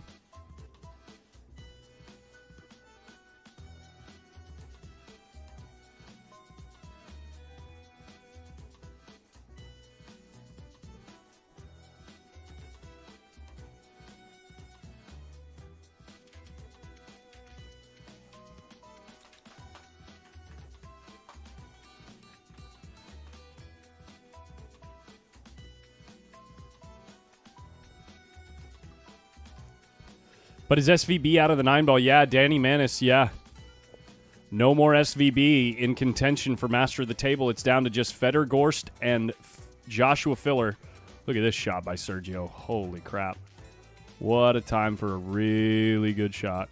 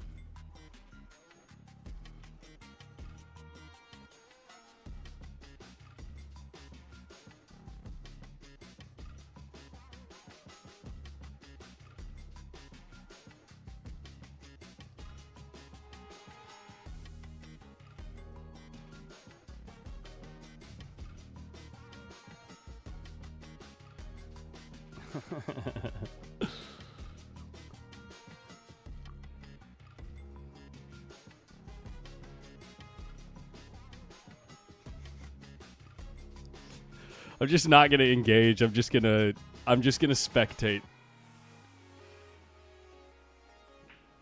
Is the current score correct? I believe so. Yeah, someone else is adjusting the score, so I would assume it's correct.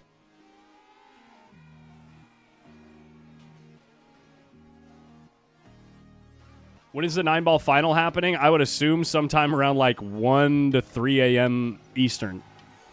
We're on round 7 right now, and they got to get to like round 16 or 14 or something like that, depending on how the buybacks play out.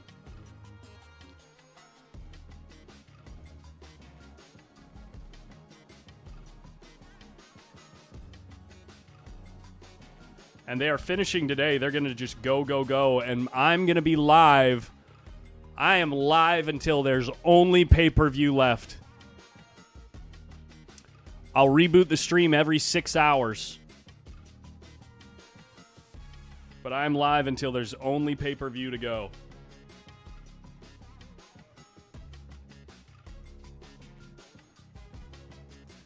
Brandon Schill, yeah, there's only Josh and Fedor left for the all-around, yeah. SVB lost. He's out of the tournament. Real nice break by Sergio.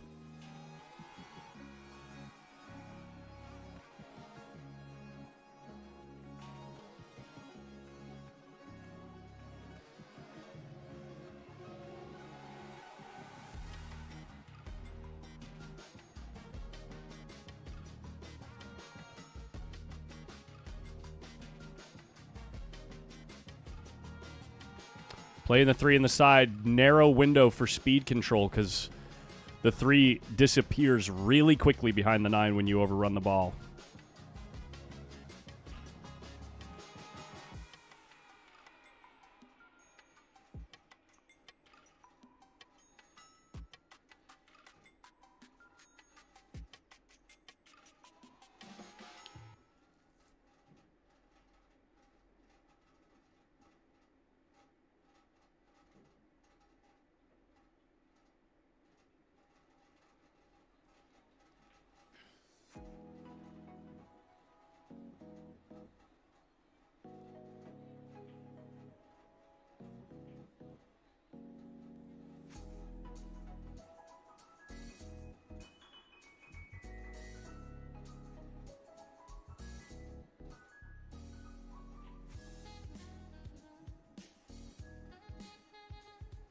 Divage, there's nothing else going on.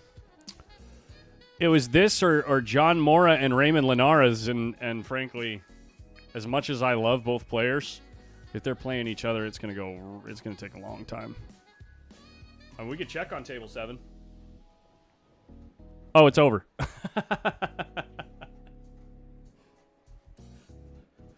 Never mind.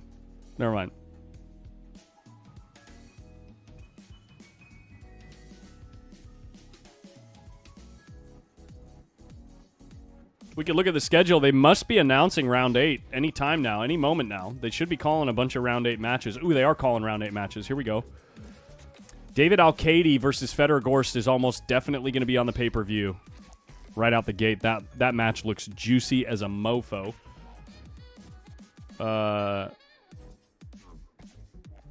Who else we got? Josh Filler and Skyler Woodward. That could also be pay-per-view. But Skyler is up for elimination. Skyler needs to upset Josh Filler to stay in the tournament. So Conrad Yushishin and Shane Wolford are going to play each other. They still have not announced tables for these. John Mora and Scott Frost are going to play each other. That's another good one. Nayuki Oi, Tyler Steyer just got called for table 3. We can't see that table. We only have tables 4 through 19.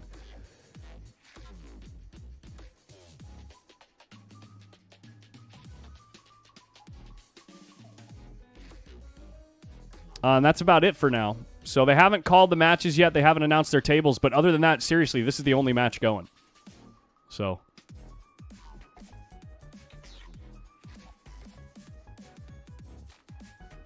Eric Ekloff, it's easy when the content is good.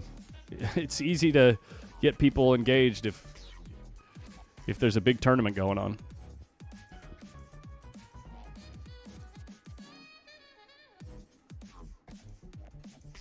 Me too. Mr. Taint says, I hope pay-per-view takes filler and we get FEDOR. Me freaking too. Hashtag me too. Sorry, bad joke. Distasteful joke. I just... Freudian slip.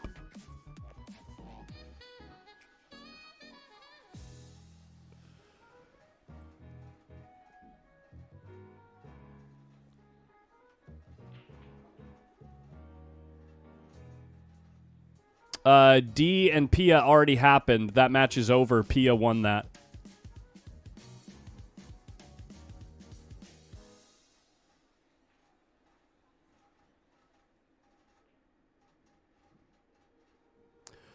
Torture, you were just riding the high of that FEDOR versus FEDOR versus Skyler Woodward match.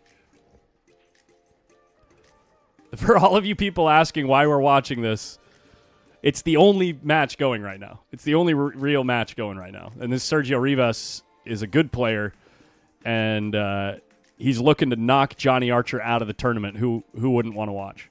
Come on, guys. It's a good interim match while we're waiting for the table announcements for round 8. Those should be coming out pretty shortly here. Table announcements should be coming out sometime in the next 10 to 15 minutes. I'm going to keep refreshing the page so we don't miss it.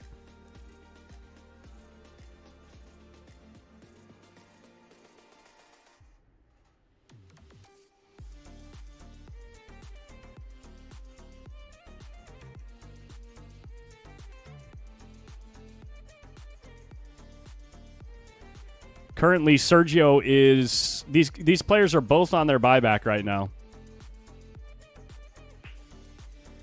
Facebook feed just froze. Let me confirm.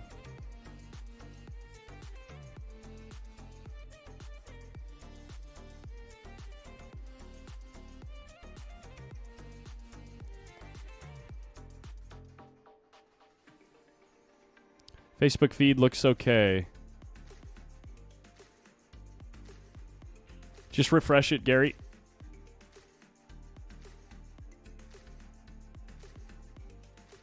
FEDOR beat Sky. He was down 6-2, came back and won 9-7.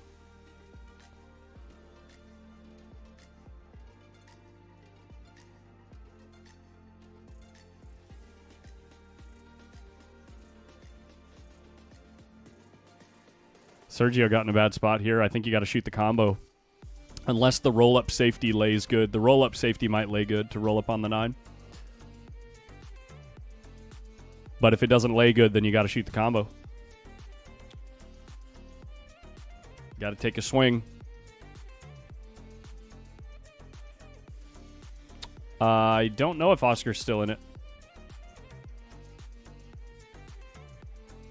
Anyone in the chat know if Oscar's still in it? He's looking at the cut shot on the 8 as well. The cut shot's real thin. Tough to keep a leash on the cue ball. Now he's looking at the combo again. You can play the combo with a high ball, and the 8 can drift to the short rail with the cue ball going to the other short rail. So if the combo doesn't go, it's like a two-way shot, right? As long as the scratch isn't in play. The scratch might be in play. I mean, it's kind of a tricky spot. I feel like the roll-up is there, isn't it? It's tough to tell.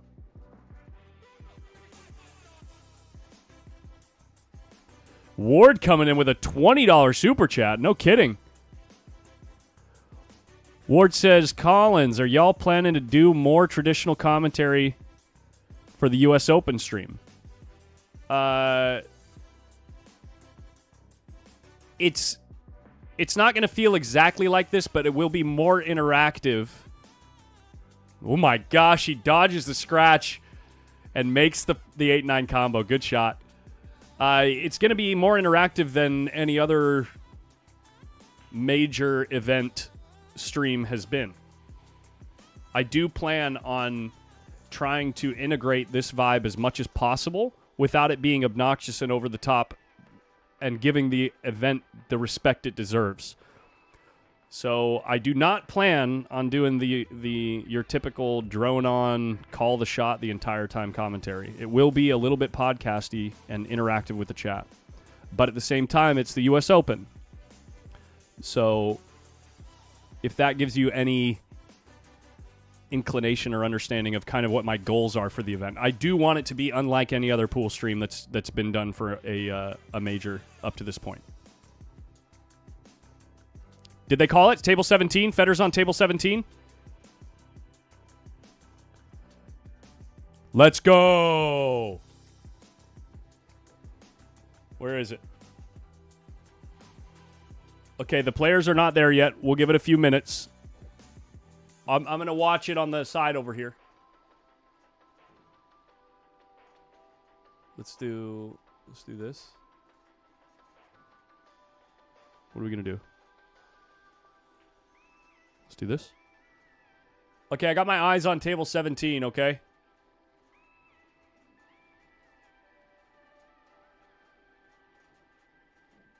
And filler's on 9.